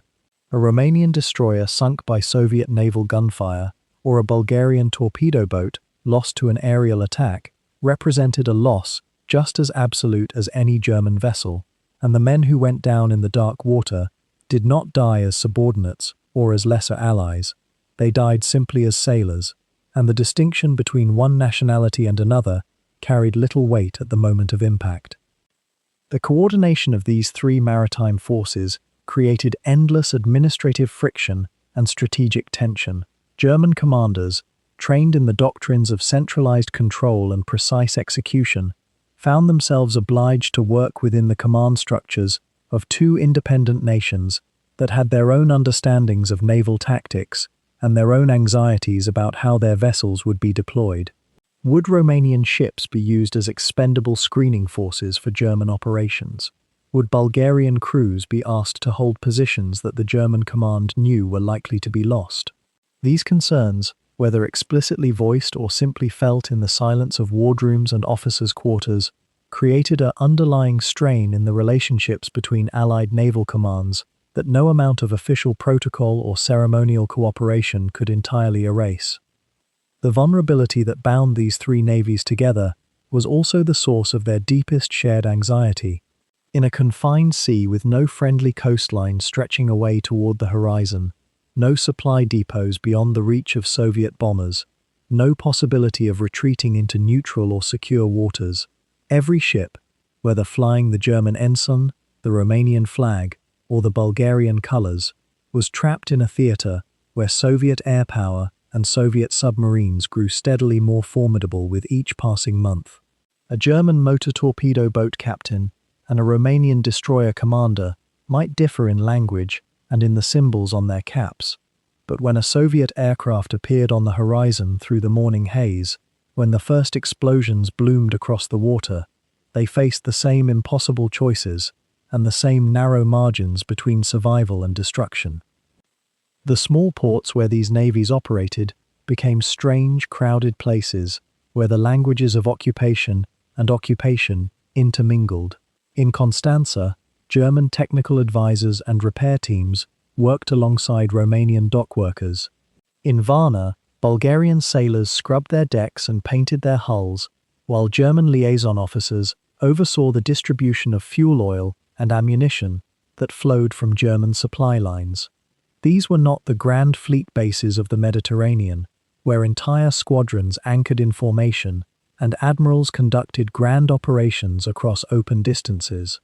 The Black Sea ports, even when crowded with Axis shipping and reinforced with garrison troops, carried an atmosphere of improvisation and constraint, a sense that everyone was making do with less than was needed, that cooperation existed because the alternative was unthinkable isolation. What made the partnership between Romanian, Bulgarian, and German naval forces genuinely poignant, in retrospect, was that none of them could truly afford to lose. The Romanians fought partly because they hoped to gain or retain territory, partly because resistance to Germany would have invited German occupation and fury. The Bulgarians, similarly, were bound by treaty and by strategic calculation that made separation from Germany impossible without inviting catastrophe, and the Germans, now committed to operations in this distant sea, could not withdraw without losing face and strategic advantage. All three navies were thus locked together in a struggle that none of them had chosen entirely freely, each dependent on the others for security, each harboring doubts about whether the partnership would ultimately preserve or destroy them. It was perhaps inevitable that as the war turned, as Soviet forces grew steadily stronger and German industrial capacity began to fail under the weight of conflict on multiple fronts, the strains within this alliance would become increasingly visible. A Romanian captain ordered to hold a position that he believed could not be held might look with resentment toward his German superior. A Bulgarian officer, watching German vessels receive the lion's share of replacement parts and fuel, might wonder whether he and his men were being preserved or simply being used up. These were the quiet tensions that never appeared in official records, the barely suppressed frustrations that sailors and officers carried with them through long nights on watch, when the water stretched black in all directions, and the only sounds were the engine's hum and the occasional cry of a seabird startled by the passage of a ship. The sea by daylight held a different kind of dread than what the night had offered. Where darkness concealed and simplified danger into a generalized watchfulness, the daylight hours brought specificity, a freighter laden with ammunition sitting low in the water, its silhouette visible for miles. A Romanian patrol boat with its worn paintwork struggling to keep pace. The endless horizon, where Soviet aircraft might appear at any moment without warning. The Kriegsmarine's Black Sea flotilla had evolved by 1942 into something resembling a water-based logistics operation as much as a naval force, and the rhythm of that operation was the convoy run to Crimea. The supply lines to the peninsula had become the arterial system, keeping the entire German presence in the region alive. Sevastopol required ammunition, fuel, food, replacement parts for damaged vessels and shore installations, fresh troops, medical supplies. The ports on the northern coast, Novorossiysk, Sochi, and the smaller outposts, all depended on regular shipments crossing open water, and the sea between the Turkish coast and Crimea was never truly open. It was threaded through with invisible danger, layered with Soviet opposition, and watched constantly from both above and below. A typical convoy might consist of 3 or 4 transport vessels of varying size, perhaps a captured Soviet steamer or a converted fishing boat pressed into service alongside a proper German supply ship. Around them, the escort would form a loose perimeter. A minesweeper or two would lead, sweeping for the latest additions to the underwater minefield that both sides had been seeding for months. Torpedo boats, the quick, nervous craft of the flotilla, would take positions on the flanks and rear. A few armed trawlers or converted fishing vessels would add what firepower they could manage. The whole formation moved at the speed of its slowest member, which meant convoy speed rarely exceeded 8 or 9 knots, a pace that felt almost unbearably slow when one was acutely aware of being a target. The tension aboard the escort vessels during these runs was a peculiar thing. It was not the explosive tension of sudden combat, though that could come without warning. Rather, it was the slow accumulation of attention, the kind that wore on a person over hours. The gun crews would remain at their stations in rough readiness, not at full alert, which would have been impossible to sustain, but in a state of compressed attention that left them stiff and irritable by the time the convoy reached port. The officers on deck would scan the horizon constantly, watching for the distant smudge of an aircraft engine, the feather of smoke that might indicate a submarine's periscope mast, or the telltale pattern of disturbance in the water that might suggest something lurking beneath the surface. One questions what the sailors themselves were thinking during these hours. Many of them had volunteered for the Black Sea service, or had been assigned there in ways that felt almost like punishment, sent far from the familiar waters of the Baltic or the North Sea to this distant, enclosed sea where everything felt wrong. They were guarding cargoes and fellow sailors, certainly, but they were also aware, perhaps dimly in some cases and acutely in others, that they were participants in an increasingly fragile enterprise. The margins of German naval power in the Black Sea were growing narrower with each passing month. Every successful convoy felt faintly miraculous. The minesweeper crews bore a particular psychological burden. Their vessels, usually small, lightly armored affairs, went ahead of the convoy with their specialized equipment trailing in the water, detecting the moored mines that the Soviet Navy had laid in careful patterns to disrupt German movement. The minesweepers were among the first ships to encounter danger. Indeed, their entire purpose was to encounter it first, to take the risk so that the transports behind them might pass safely. The men aboard these vessels knew, with a clarity that could not be avoided, that their ship was expendable by design. If there was a minefield ahead, the minesweeper would find it. There was no possibility of avoiding this role. One can almost hear the conversations aboard these little ships, quiet and matter-of-fact, as crews prepared for another run. They spoke of small things, the quality of the bread that day, the weather forecast, rumors from the officers about how much longer the campaign would last. They did not speak much about mines, or about what would happen if one detonated beneath their hull. The submarines presented a different kind of threat, one that was slower to develop, but often more catastrophic in its outcomes.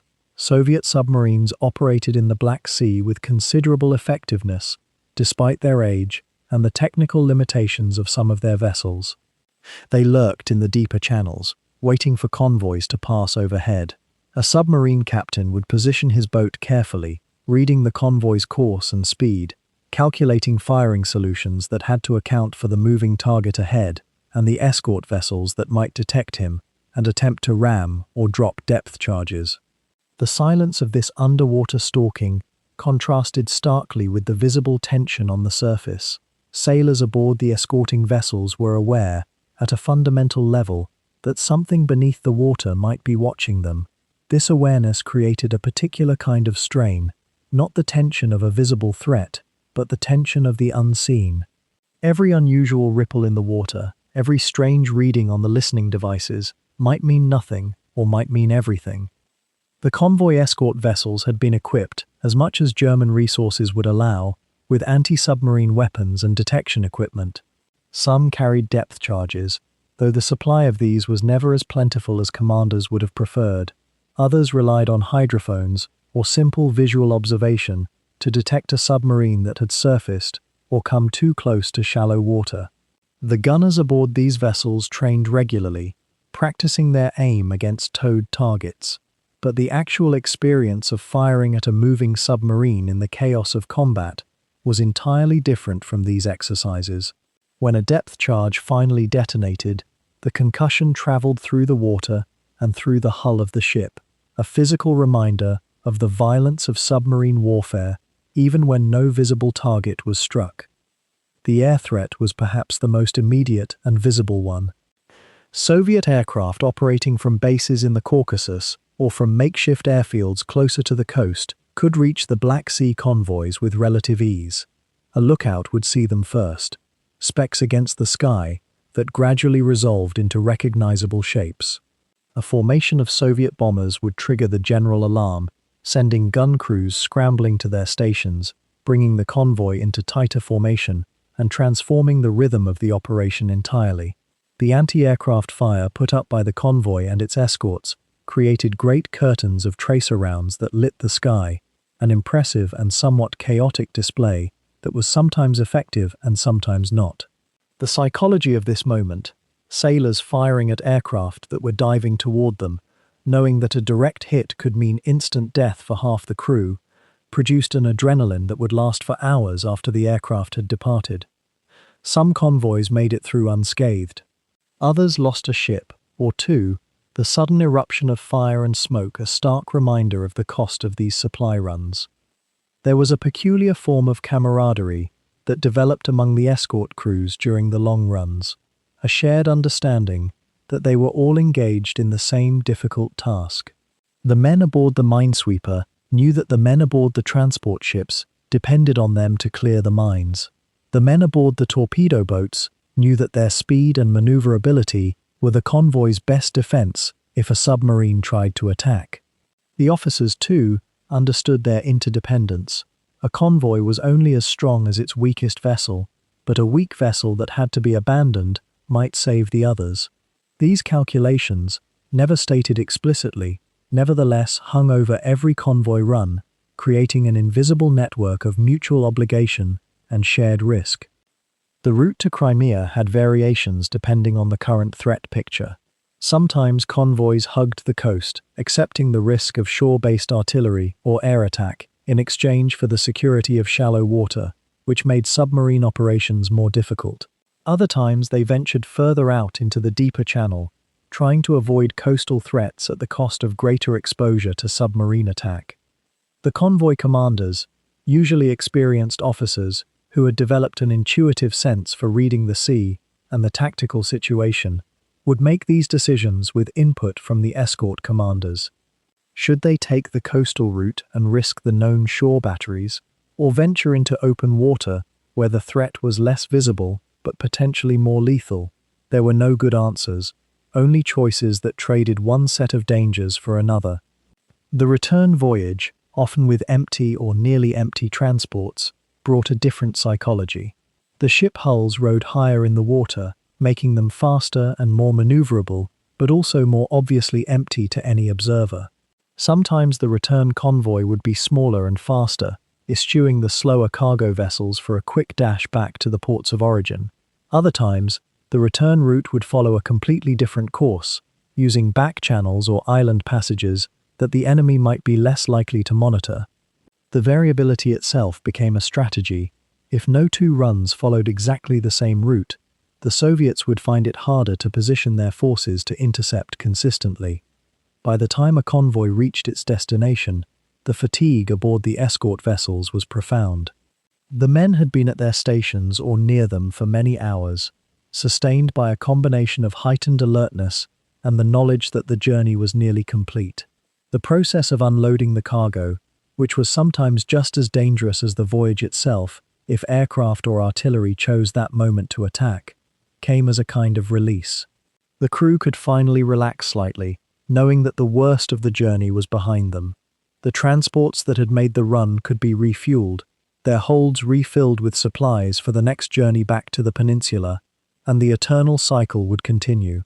The Kriegsmarine in the Black Sea had become, in many ways, a convoy escort navy, its purpose and its rhythm shaped entirely by the needs of an increasingly fragile supply line to a fortress that was slowly being strangled by Soviet pressure from the land and the sea. The quiet heroism of this work, the countless convoy runs that succeeded, the narrow escapes, the vessels and crews that were lost to mines and torpedoes and bombs, would fade almost entirely from memory after the war. But for those men aboard the escort vessels, for those sailors who knew the Black Sea not as a distant theatre of a forgotten campaign, but as the only reality they inhabited, these convoy runs were the substance of their war. By the spring of 1943, the Black Sea had begun to shift beneath the German fleet in ways that no amount of tactical cleverness could quite reverse. The moment was not marked by a single dramatic clash or a sudden strategic reversal, but rather by a slow, almost imperceptible tightening of the Soviet noose around waters that Germany had, for 2 years, moved through with increasing confidence. The Soviets were rebuilding, and they were doing so with a grim determination born of desperation and proximity to their own soil. What had changed in those intervening months? The answer lay partly in production lines deep within the Soviet Union, in factories that had been evacuated eastward beyond the Ural Mountains, where the sound of German bombers could not reach. New submarines were sliding into the water, new motor torpedo boats were being commissioned. The Red Army Air Force, too, was recovering from the catastrophic losses of 1941 and 1942, and aircraft, faster, more reliable, more numerous, were finding their way back to Crimean airfields and coastal bases. The Soviets had learned as well that the Black Sea could not be surrendered to German control without consequences that rippled far beyond naval strategy into the texture of daily survival. The German naval command in the Black Sea, meanwhile, faced a paradox that grew more acute with each passing week. Their forces had never been particularly large, a handful of minesweepers, some torpedo boats, a few auxiliary vessels repurposed for work they had never been designed to perform. But they had operated, until now, in what amounted to an almost unopposed theatre. The psychological weight of that unopposed freedom had, in a subtle way, sustained operations that were logistically precarious and tactically limited.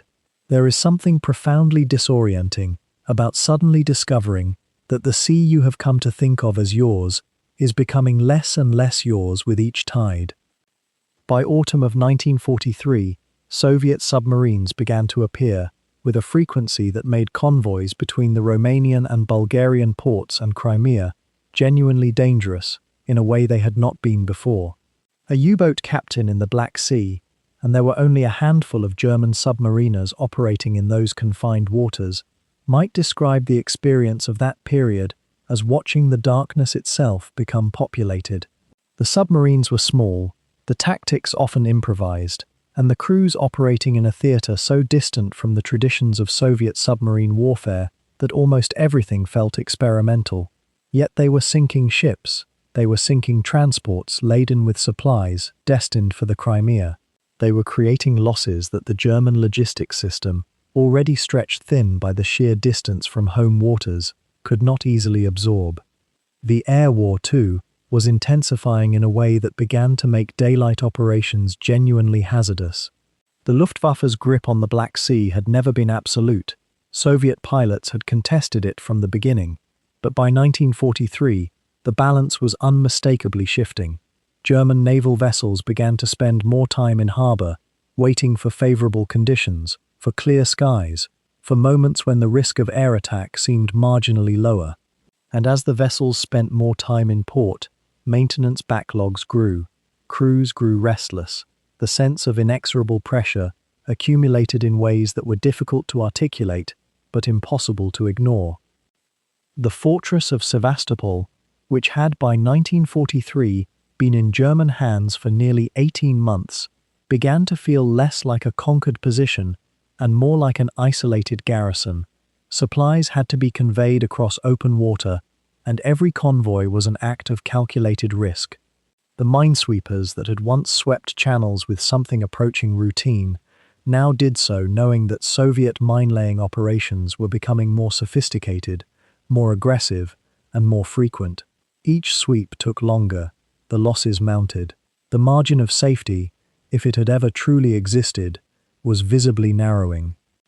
In the spring of 1944, as the broader German situation on the Eastern Front began to collapse under the weight of Soviet offensives in Ukraine and southern Russia, the strategic logic of maintaining a significant naval presence in the Black Sea began to crumble. Why maintain supply lines to Crimea when the entire front was in motion? Why risk precious ships when the very purpose they served, supporting German operations in southern Russia, was becoming increasingly hypothetical? The Soviet Black Sea Fleet, meanwhile, began to operate not merely defensively, but with an almost predatory confidence. They had learned the patterns of German convoys. They understood the limitations of the minesweepers and torpedo boats. They could predict, with reasonable accuracy, where and when German vessels would attempt to move. Consider, if you will, what it must have felt like to be a German naval officer in the Black Sea during those months of 1943 and 1944. 2 years earlier, you had sailed into a sea that seemed, against all historical odds, to belong to you. The waters were deep and dark, and vast enough to provide the illusion of freedom, even if that freedom was always constrained by geography and distance. But now, gradually, that sense of ownership was evaporating. The submarine that might be waiting beneath the surface, the aircraft that might emerge from cloud cover at any moment. The mines that might have been laid just hours before by a Soviet mine layer you had no means of detecting or preventing. The sea was becoming hostile in ways that were not dramatic or obvious, but rather cumulative and relentless. The turning tide was not experienced as a single moment of catastrophic defeat. It was, instead, a slow accumulation of small reversals, narrow escapes, losses of merchant vessels, damage to warships, the gradual erosion of the assumption that Germany controlled the Black Sea because Germany had conquered the surrounding land. Control of the sea, it turned out, required more than proximity and intention. It required superiority in assets, in mobility, in the ability to contest every inch of water against an enemy that was growing stronger, not weaker, with each passing month. By the autumn of 1943, it was becoming clear to anyone willing to acknowledge the reality that this superiority no longer existed and might never again exist. The shrinking margin of German naval control manifested itself in decisions that accumulated like sediment. Convoys became smaller, moved more frequently, and operated under stricter blackout conditions. Daytime operations were minimized. Certain areas of the sea began to be tacitly conceded to Soviet activity. The minesweepers worked longer hours, and the torpedo boats operated in a constant state of vigilance that was exhausting in ways that mere physical exertion could never quite account for. How much longer could this balance be sustained? The question hung unspoken in the minds of every German naval officer in the Black Sea as 1944 approached. The answer, though few were willing to articulate it, was probably not very long at all. By early 1944, the careful calculations that had sustained German naval operations in the Black Sea for nearly 3 years had begun to unravel. The Soviet advances on land grew steadier, the Red Army pressing westward with a momentum that the overextended German forces could no longer contain. Crimea, that peninsula of harbours and fortress ports that had seemed defensible, even strategic, now became a trap. The Navy received its orders gradually, then with mounting urgency, prepare to evacuate. Not a graceful withdrawal, but a desperate, accelerating race against time itself. The ports of Sevastopol and Feodosia, which had served as anchors for the entire German maritime presence in the region, transformed in the span of days into scenes of controlled chaos. Thousands of soldiers, thousands more civilian workers and political refugees converged on the waterfront. The loading operations began in early May, but they were constrained by a shortage that was almost comical in its absurdity. There were far more people who needed to leave than there were ships to carry them. The few naval vessels available, never numerous to begin with, were pressed into service beyond their designed capacity. Minesweepers and patrol boats, never meant for troop transport, had their railings lined with men standing shoulder to shoulder. Cargo vessels meant to carry supplies became floating barracks. Every hold, every spare inch of deck space, every cabin and storage compartment was filled with humanity desperate to escape. Do you wonder how decisions were made about who would leave and who would remain? The records suggest that officers often made these choices quickly, without ceremony, pointing to vessels as they arrived. Priority was given to wounded soldiers, to certain administrative personnel, to those deemed essential to continued operations. But many soldiers who had fought through the long siege learned their fate only when boarding began, sometimes with mere minutes to gather what they could carry. One can imagine the weight of those moments, the internal calculation of each man watching others board before him, the quiet dread of wondering if another ship would arrive, or if the order would simply change. The pace of loading accelerated as Soviet artillery fire began reaching the harbour areas. Shells would land in the water, sending up columns of spray that settled like rain across waiting decks. The anti-aircraft guns on the German warships responded, their barrels tracking aircraft, but the protection they could offer was limited. Luftwaffe fighters did attempt to maintain air superiority during the evacuations, but German air strength in the region had deteriorated so severely that their efforts were more gestures than shields. Most of the vessels sailing toward evacuation depended on darkness, on speed, and on a dangerous hope that they would not be intercepted. The transports that departed were an odd collection. Some were Italian, vessels that had limped into the Black Sea years earlier and now served the Axis evacuation. Some were German freighters that had been converted for the task. A few were Romanian, commandeered or borrowed, their crews uncertain of their own nation's waning commitment to the German cause. All of them, regardless of flag, were overloaded in ways that would have horrified a peacetime naval inspector. Men lay in stacked layers in cargo holds meant for grain or ammunition. The smell below deck became almost palpable. Human sweat, diesel fuel, the metallic taste of fear that seems to hang in recirculated air. Above deck, soldiers sat elbow to elbow, rifles stacked, some smoking in the darkness, others staring at nothing in particular. The voyages themselves became a kind of endurance contest. Most vessels took the most direct routes westward, cutting across the Black Sea toward ports still held by German or Romanian forces, Constanza, Burgas, or further north into the Danube. The journey took anywhere from 20 to 40 hours, depending on the route and the vessel's speed, but throughout those hours, danger surrounded the convoys like an invisible current. Soviet submarines, growing ever bolder, patrolled the Black Sea with increasing frequency. Soviet aircraft, operating from fields just behind the advancing front lines, could reach the evacuation routes with relative ease. The night sky would sometimes light up with searchlights, and the whistle of falling bombs became a sound that entire shiploads of men would remember for whatever years remained to them. What remains most difficult to convey is the particular horror of being trapped aboard an overloaded, slow-moving vessel that you cannot escape, watching for signs of torpedo wakes or the shapes of approaching aircraft. A man standing packed with 300 others in the hold of a transport has no agency whatsoever. He cannot run, he cannot hide effectively. If the ship is struck, if it begins to sink, the stampede toward the exits becomes itself a kind of death. The records indicate that several vessels were attacked during the evacuation period, some successfully reaching their destinations despite damage, others sinking slowly or swiftly, spilling their human cargo into waters that were cold enough that survival time was measured in minutes.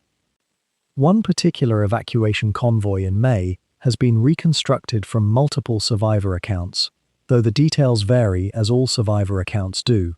A group of transports, perhaps 7 or 8 vessels, numbers are uncertain, departed Sevastopol in the late afternoon, hoping to reach Constanza before dawn.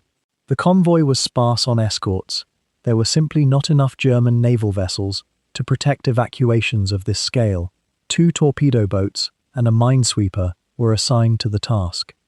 As darkness fell, sonar operators aboard those escort vessels reported what might have been submarine contacts. There was confusion. Orders were transmitted and retransmitted. The convoy's course was altered, but whether this was because of genuine threat or overcautious imagination remains unclear. What is clear is that one of the larger transports, believed to have carried somewhere between 1,000 and 1,200 souls, departed from the convoy line and was never clearly heard from again. Whether it was attacked, whether it was lost to misnavigation, whether it simply ran aground on some uncharted shallow, the official German records are vague, and the uncertainty itself feels like a kind of disrespect. The overloaded vessels that did arrive at their destinations emerged into port, crowded with exhausted men, many of whom had been standing or sitting in near-complete darkness for more than a day. The moment of arrival, one might imagine, would have brought relief, but often it brought only the next wave of uncertainty. The ports themselves were becoming targets. The routes to safety were growing shorter as Soviet forces continued their advance. Men disembarked at one harbour only to hear rumours that they would need to be evacuated again in days or weeks. The psychological toll of these cascading evacuations, of being bundled aboard vessels, moved westward, disembarked, and then prepared to move again, created a kind of exhaustion that went beyond the merely physical. The evacuation of Crimea continued in fits and starts through May and June 1944. The numbers are imprecise, as with so much in this theatre. but it is estimated that something approaching 300,000 personnel, German, Romanian, Bulgarian, and various support personnel, were moved from the peninsula. Most of them made it, but the cost, measured in vessels damaged or lost, in men who did not survive the journey, in the psychological scarring of those who did, was substantial. And perhaps most haunting is the knowledge that much of it was, in a sense, unnecessary. Had the German command recognized earlier that holding Crimea was impossible, had the evacuation begun months sooner, had there been more ships, more time, more planning, perhaps it could have been managed with less chaos, less loss. But war does not allow for such retrospective wisdom. It only allows for decisions made in real time with incomplete information, and in this case, those decisions resulted in scenes of overloaded vessels disappearing into night, carrying thousands of men westward through waters they knew to be dangerous, toward a salvation that itself kept retreating. By the early months of 1944, the mathematics of the Black Sea campaign had become inescapable. The Soviet offensives that had seemed distant thunder in 1942 had drawn inexorably closer, rolling westward month after month, and the thin German naval presence that had once dominated these waters now found itself not commanding a theatre of war, but merely postponing the inevitable. The ships that had arrived so laboriously, transported in pieces across the continent, were now preparing for a journey in the opposite direction, or, more often, for no journey at all. The process of collapse rarely announces itself with a single catastrophic moment. Instead, it unfolds in a series of small surrenders, adjustments, and then the harder recognitions that follow. The convoys that had run with such difficulty to supply the fortress of Sevastopol now ran backward, carrying not supplies but desperate evacuees. The minesweepers that had cleared channels for advance now worked to clear channels for retreat. The torpedo boats that had hunted Soviet vessels in the darkness now hugged the shoreline, watching the horizon for enemies that grew closer with each passing week. By spring of 1944, the German naval command in the Black Sea had begun the grim work of what might be called inventory taking, though inventory of what, precisely, they possessed to lose. The flotilla had never been large, a handful of torpedo boats, a collection of minesweepers repurposed from the Danube, some converted river monitors, a few armed merchant vessels, and those precious submarines that had been brought so far from their native seas. But size had never truly been the measure. What mattered was that these ships represented German presence, German will, and the projection of German power across a sea that the Reich had no natural claim to. Without them, the southern flank of the entire German position in Eastern Europe would be exposed to Soviet control.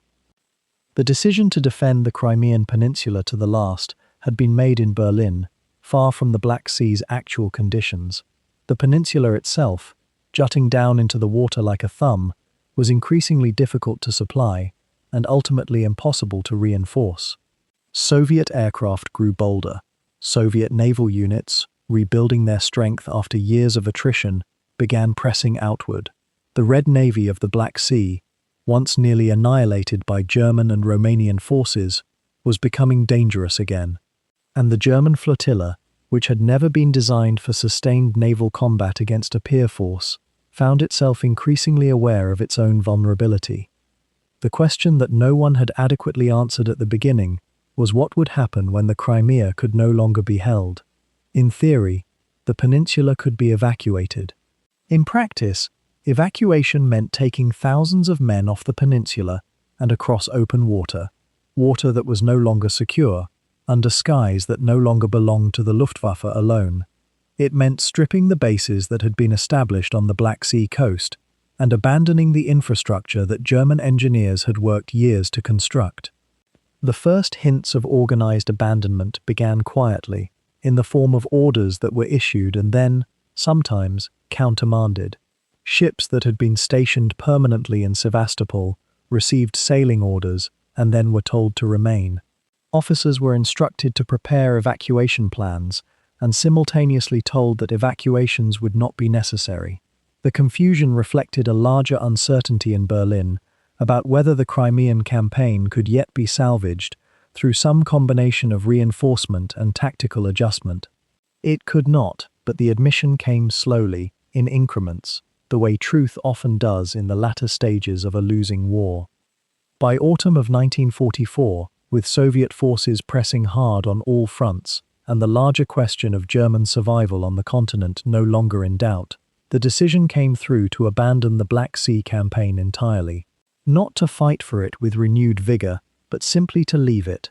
The ships would have to go, the bases would have to go, the men who had spent years in these waters, who had learned the coastlines and the weather patterns and the peculiar character of this inland sea, would have to go as well, or be left behind.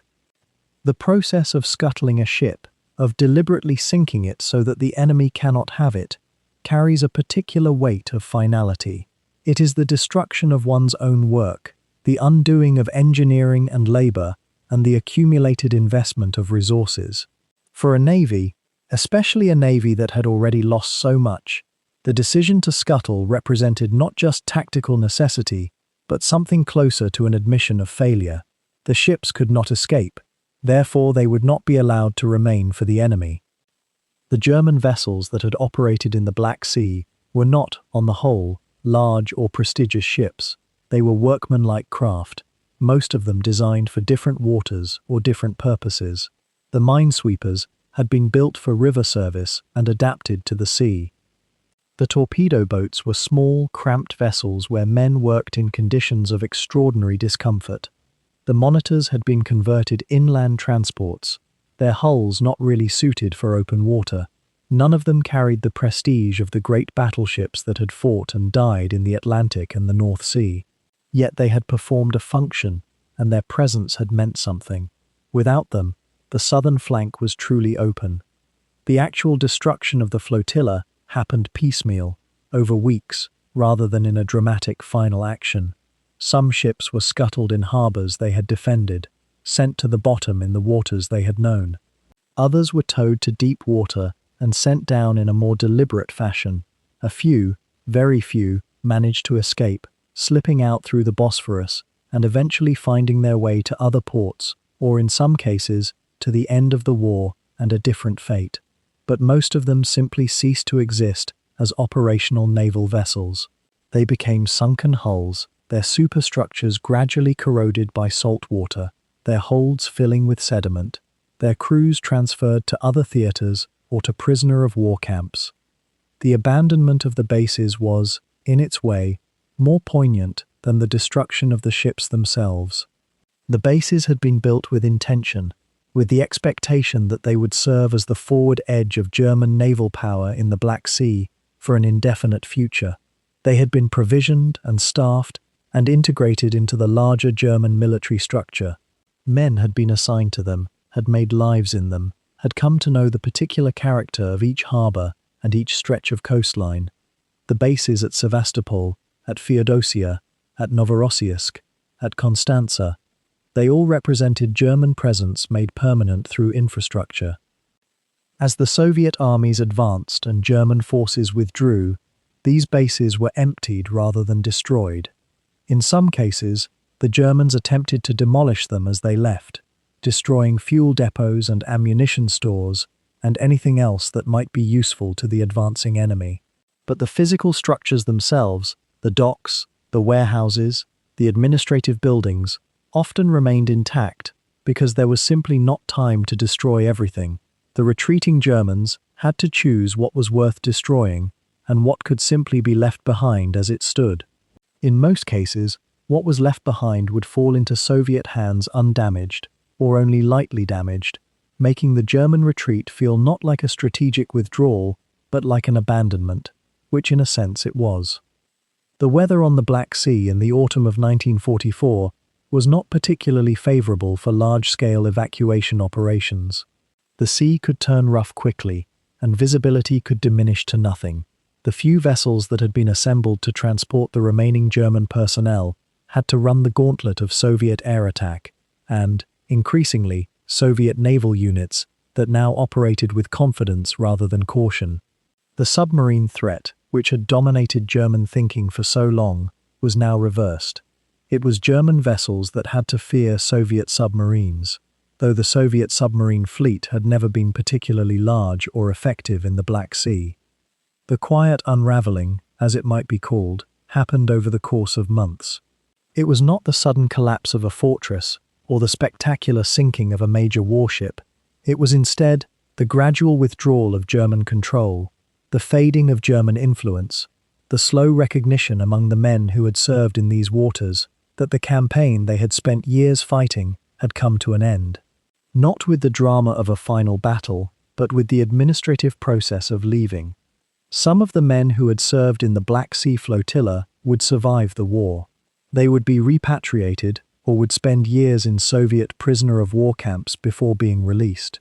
They would return home to a Germany that had been divided and occupied, and they would carry with them memories of this strange and distant campaign, this naval war fought on an inland sea that many Germans had never heard of. The Black Sea campaign would fade into the background of larger histories. The ships would be forgotten. The bases would be forgotten. Even the men themselves, in many cases, would find that their service in this theatre was regarded by others as almost incomprehensible, a campaign so distant and so marginal that it seemed to belong almost to a different war. What remained, in the end, was the physical evidence. The wrecks of the scuttled ships, their hulls settling into the sediment of the Black Sea floor, would rest there for decades. The abandoned bases, captured intact by the Soviet forces, would be repurposed and rebuilt and made into monuments to Soviet victory rather than to German engineering. The coastlines that had been contested so fiercely would return to peacetime function. The ports would be rebuilt and reopened. Trade would resume. The sea itself, which had been treated as a theatre of war for so many years, would become simply the Black Sea again, important to those who lived on its shores, but no longer the focus of vast military effort and strategic anxiety. And yet for all the strategic maneuvers and tactical calculations that moved across maps in distant headquarters, there were men, individual, breathing, thinking men, whose names rarely appeared in any official dispatch. Their stories survive mostly in fragments. A letter to a wife in Hamburg, never sent because the ship went down before mail call. A diary entry scratched in pencil on the back of a signal form, found decades later in an attic by someone who didn't know what it meant. A photograph tucked between pages, showing a sailor squinting into bright sun, with his arm around a shipmate whose face had already begun to fade from living memory, even before it faded from the print itself. We know, for instance, that Oberleutnant zur See Friedrich Steinhoff served aboard the minesweeper M35 for nearly 2 years in the Black Sea. What we know beyond that comes from letters he wrote to his mother between September of 1942 and early 1943, letters that survived, as so many did not, because his sister kept them in a tin box through 2 wars. In one, he describes the peculiar isolation of the theatre, how the men would gather on deck in the evening when the light turned gold and purple over the coastline, and how they would speak to one another as if suspended in amber, as if the war happening here was not quite the same war happening everywhere else. He wrote about the food, which was adequate on most days but monotonous in that particular way that long naval service enforces, the same dried vegetables in the same thinned broth, the same hard bread, and how the men would joke about whether the Danube carp they occasionally received was actually carp, or simply what the supply officers called carp when they could find nothing else. These small observations, these quietly human asides, remind us that war is not only strategies and losses, but also the deep ache of homesickness, the minor rebellions of humor, the way a man's mind can drift towards small comforts when larger ones are impossible. Or consider the account, partly reconstructed from fragmentary notes and partly from an oral testimony recorded in 1978, of Matros Helmut Kern, who served as a deckhand aboard one of the smaller torpedo boats that patrolled the waters between Constanza and Sevastopol. The testimony is incomplete. Memory has its own erasures, and what survives is at times uncertain about dates and exact sequences. But what remains is vivid enough to pierce through the statistical blur. Kern remembered a night in 1943 when their boat took damage from a Soviet attack, and the captain made the decision to limp toward a Romanian-controlled harbor rather than risk the open sea. In that slow journey, Kern found himself standing watch with a Romanian naval officer who spoke halting German, and they passed the hours speaking about their homes, their families. The officer had a daughter who played violin, and Kern's mother had kept birds, and in that strange communion of men far from home, in a shared moment of vulnerability that might have turned to enmity in other circumstances, there was a kind of accord. Neither man knew that within 6 months the war would turn decisively, that the Romanians would switch allegiance, that the dynamics of alliance and enemy would realign in ways that would make that night's conversation almost unthinkably distant. These fragmentary voices raise questions that larger narratives sometimes obscure. What did it feel like to be a German sailor in a sea with no German coastline, to carry out orders that felt abstracted by distance and geography? How did men sustain themselves when the war's outcome was not yet written, when every mission could be the last, but might also be simply another day of routine, of maintenance, of waiting? A sailor named Klaus Müller kept what appears to be a ship's log, though it was really a private journal, and in it, he recorded not heroic moments but small observations. He noted the way the light changed the color of the water at different times of day.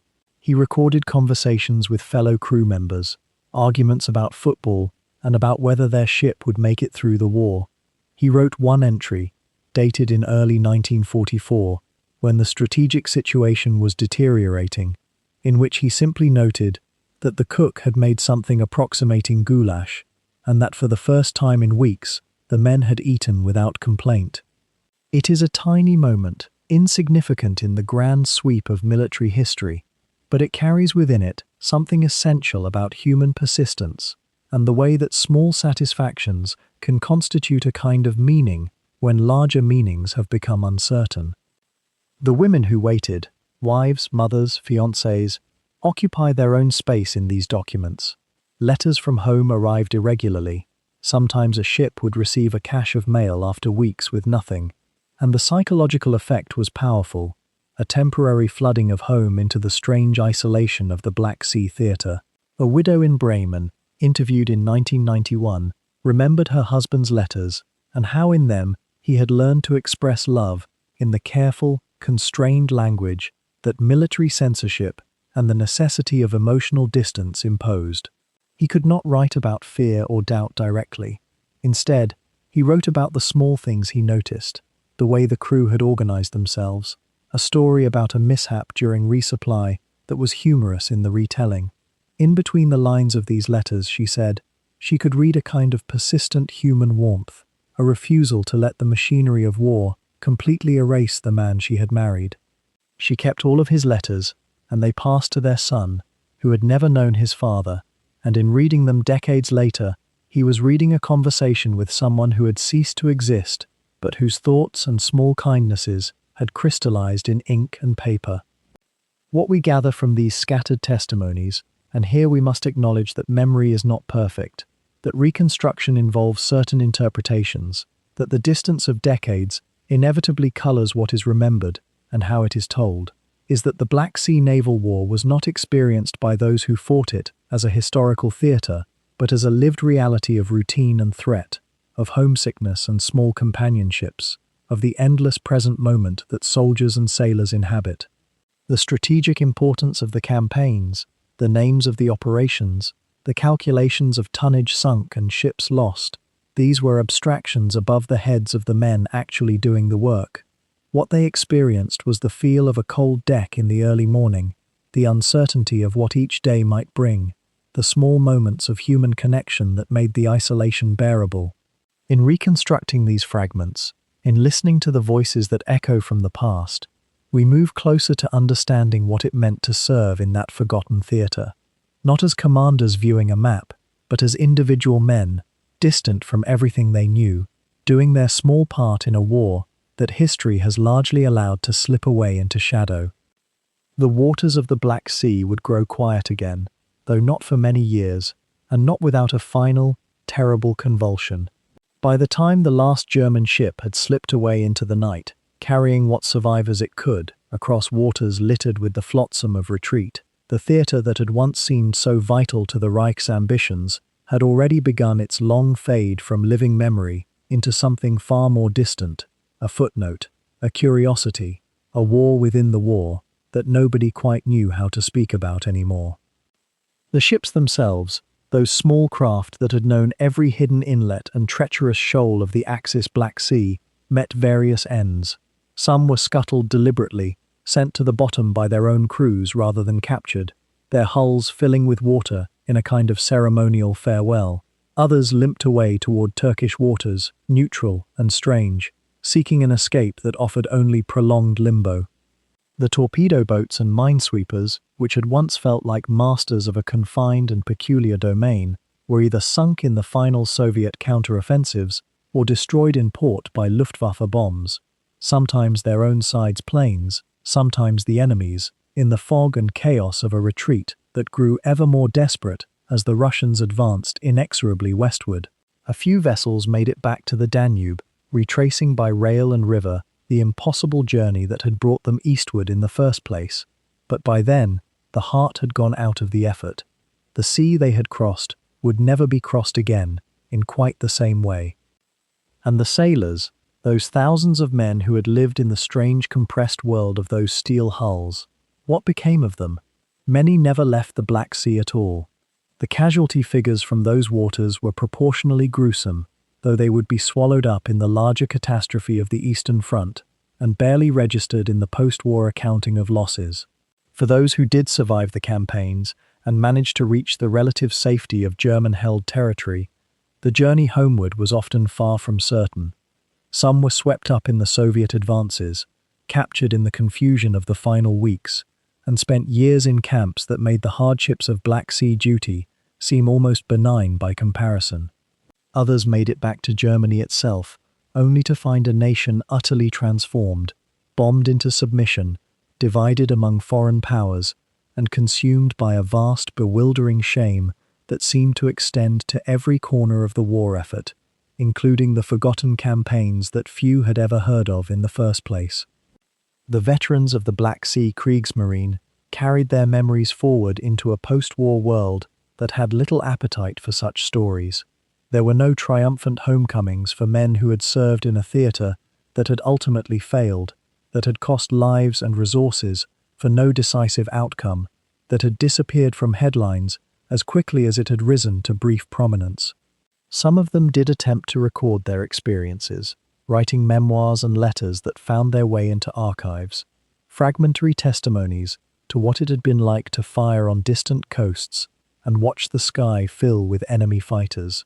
But these accounts circulated mainly among naval historians, specialists, and the very few who had personal connections to men who had served there. The broader historical consciousness, already burdened with the immensity of the Holocaust and the larger military campaigns, had no real space for a naval war in a sea that seemed remote, peripheral, difficult to visualize. The Romanian and Bulgarian sailors fared perhaps even worse in memory's accounting. After the war, these nations would be drawn into the Soviet sphere, and the naval forces that had served alongside the Kriegsmarine became almost shameful reminders of wartime alignment with the Third Reich. The memory of shared danger, of Bulgarian and Romanian officers and men working in proximity to German sailors, of small vessels from Constanza and Varna operating in concert with German minesweepers, these recollections were often suppressed or reframed in official narratives that sought to distance these nations from the war's most culpable aspects. It took many decades for even fragmentary histories of these forces to emerge into any kind of scholarly light. The coastal towns themselves were transformed by the war's end, though not always in ways that were immediately visible. Sevastopol, that heroic fortress that had resisted the combined forces of the Wehrmacht and Luftwaffe for so many agonizing months, had been devastated almost beyond recognition. When the Soviets retook it, they found a city of ruins, its harbor choked with the sunken remnants of ships from both sides, its streets cratered and broken. The process of rebuilding was long and often brutal, and when it came, the Soviet authorities wrote the history of the siege in ways that minimized the naval dimension, focusing instead on the heroism of the land defenses and the suffering of the civilian population. The Kriegsmarine's role in the campaign, such as it was, disappeared into the background, treated as merely supporting a larger narrative that belonged to other services, other stories. Odessa underwent similar transformations. The city that had endured both Romanian and German bombardment from the sea, whose evacuation had cost such grievous losses in crowded transport vessels, slowly rebuilt itself as a Soviet port city. The harbour was cleared of wreckage, the docks were reconstructed, and life resumed its normal patterns. But there was little public commemoration of the naval aspects of the siege, little acknowledgement of the small ships that had fired on the city, or the larger vessels that had attempted to evacuate its defenders. The memory of that campaign, insofar as it was remembered at all, became fixed in Soviet historiography as a story of land warfare and partisan resistance, not as a naval theatre. The question of how a war becomes forgotten, or more accurately, how a particular dimension of a war fades from collective memory, even as the broader conflict remains vivid, is itself a kind of historical puzzle. The Black Sea campaigns were fought in a confined space, far from the main centres of power and population in Germany, largely invisible to the German public, except for occasional propaganda reports that grew more cautious and evasive as the situation deteriorated. The distances involved, the Kriegsmarine operating hundreds of kilometers from any German coastline, sustained by networks of transport and supply that seemed almost miraculous in their complexity, meant that this was never a war that felt intimate or immediately relevant to most Germans. It belonged to the East, to the remote and terrifying regions where the true ideological struggle was being fought. But even within that vast and apocalyptic theatre, the Black Sea remained marginal. After the war, as the Cold War hardened and the Soviet Union became the primary focus of Western attention, the history of Axis-Soviet conflict in the Black Sea became trapped in a kind of historiographical limbo. From the German perspective, it was a losing campaign in a losing war, one that seemed less significant than the struggles on the northern coast or in the Mediterranean. From the Soviet perspective, the naval dimensions of the Black Sea campaigns were often subordinated to the larger narratives of Soviet heroism and sacrifice on the Eastern Front. For many decades, the war in those waters existed primarily in the memories of those who had lived it, growing fainter with each passing year, each aging survivor, each generation that had no direct connection to the experience. The ships themselves became scattered relics. Some were salvaged in the post-war years, broken up for scrap metal, their steel entering the reconstruction of Europe or the industries of the Soviet Union. Others rested on the seafloor, becoming artificial reefs, occasionally disturbed by research teams or naval archaeologists who recognized their historical significance. The wrecks of the minesweepers and torpedo boats, the improvised landing craft and patrol vessels, lay in waters that grew increasingly off-limits to Western investigators as the Cold War deepened.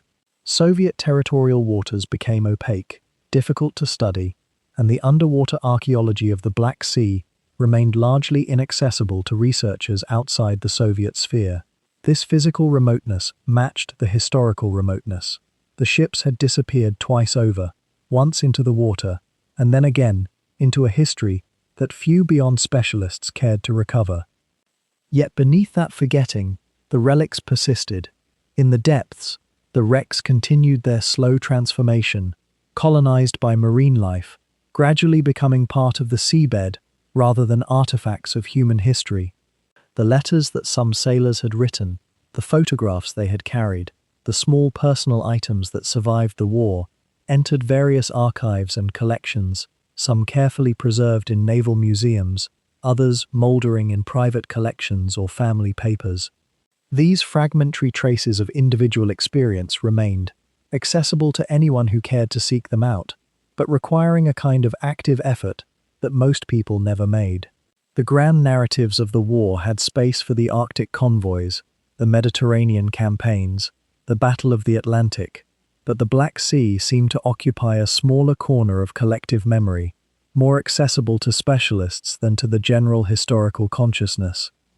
There is something peculiarly poignant about wars that are forgotten by those who did not fight in them, even as they remain intensely vivid in the memories of survivors. The passage of time smooths over the distinctions between theaters, blends campaigns into larger categories, and gradually renders even significant struggles less visible. The Black Sea Kriegsmarine experienced this fade with perhaps particular acuteness because the numbers involved were always smaller, the distances greater, and the outcome less ambiguous than some other campaigns. There was no mystery to the ending. Soviet forces prevailed, German forces withdrew, and the theatre collapsed. What remained was not a story of heroic resistance, but of retreat and adaptation, of making do with inadequate resources in a hostile environment, of persisting in a struggle that had already been lost elsewhere. The sailors who survived into the post-war era and lived into old age found themselves carrying forward memories of a war that history had moved beyond. They could speak of mines and minesweeping, of coastal bombardment and convoy escort, of the peculiar challenges of operating in a landlocked sea that was never meant to be a German theatre of operations.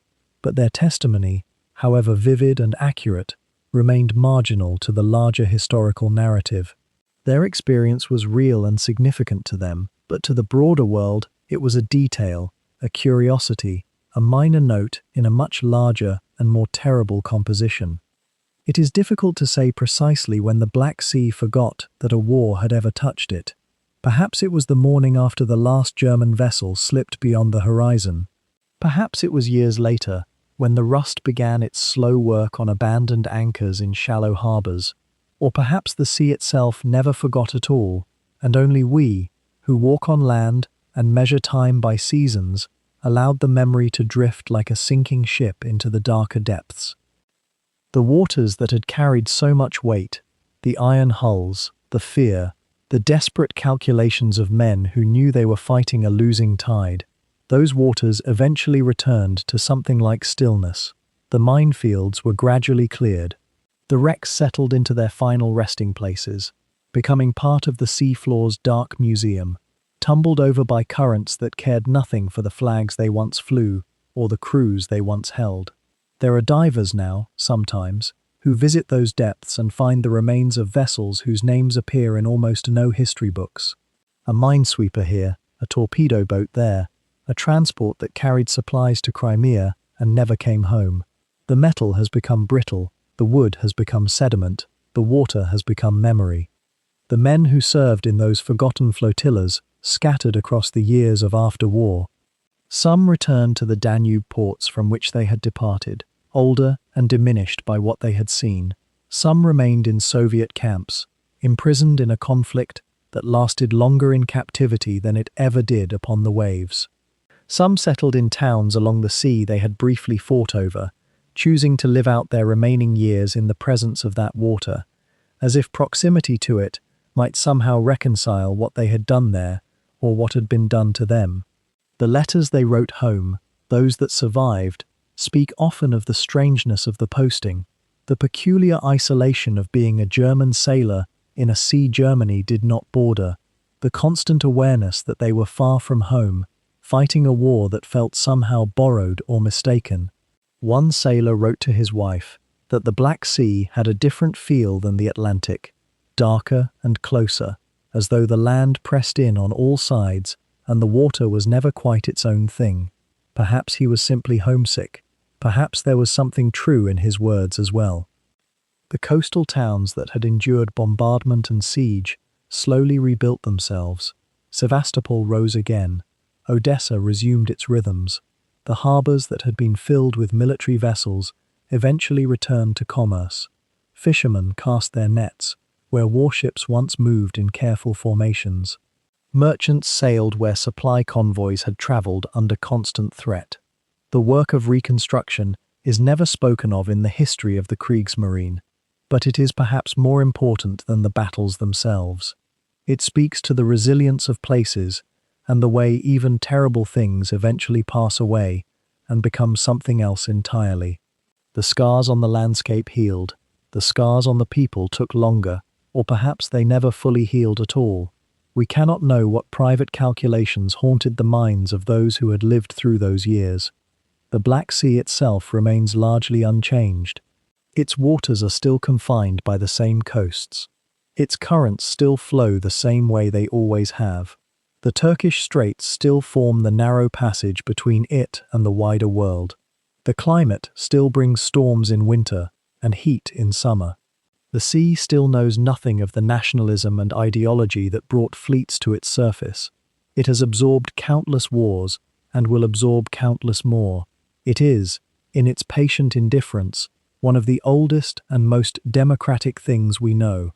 Empires have risen and fallen along its shores. Technologies have transformed the way humans move across its surface, but the water remains water, shaped by the same physics, responding to the same sun and moon, keeping its secrets in depths that human conflict can barely touch. There is something almost restful in contemplating that permanence.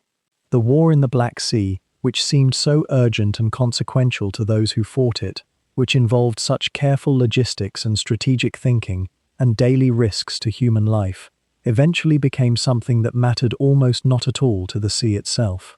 The water that once reflected searchlights and burning ships now reflects only sky and cloud. The harbour walls that once bristled with guns now stand quiet and weathered.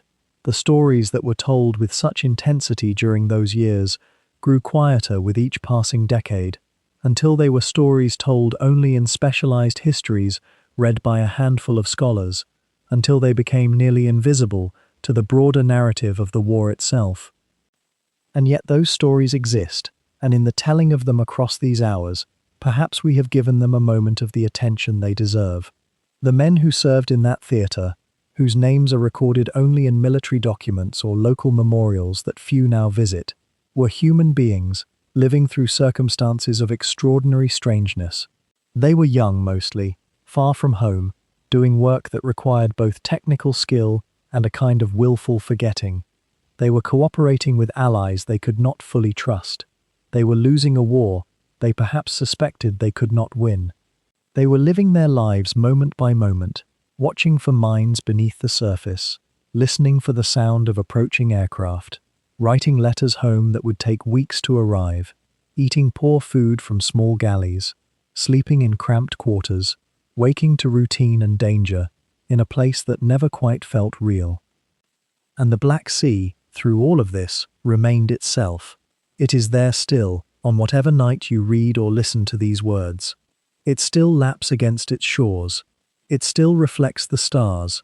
It still holds within it the wreckage of history, marked on no chart, tended by no guard, visited only by the patient current and the creatures who move in darkness. The waters that once witnessed so much conflict now witness very little. The silence that has settled over that theatre of war is so complete that it seems almost as though the silence itself is a kind of monument. There is a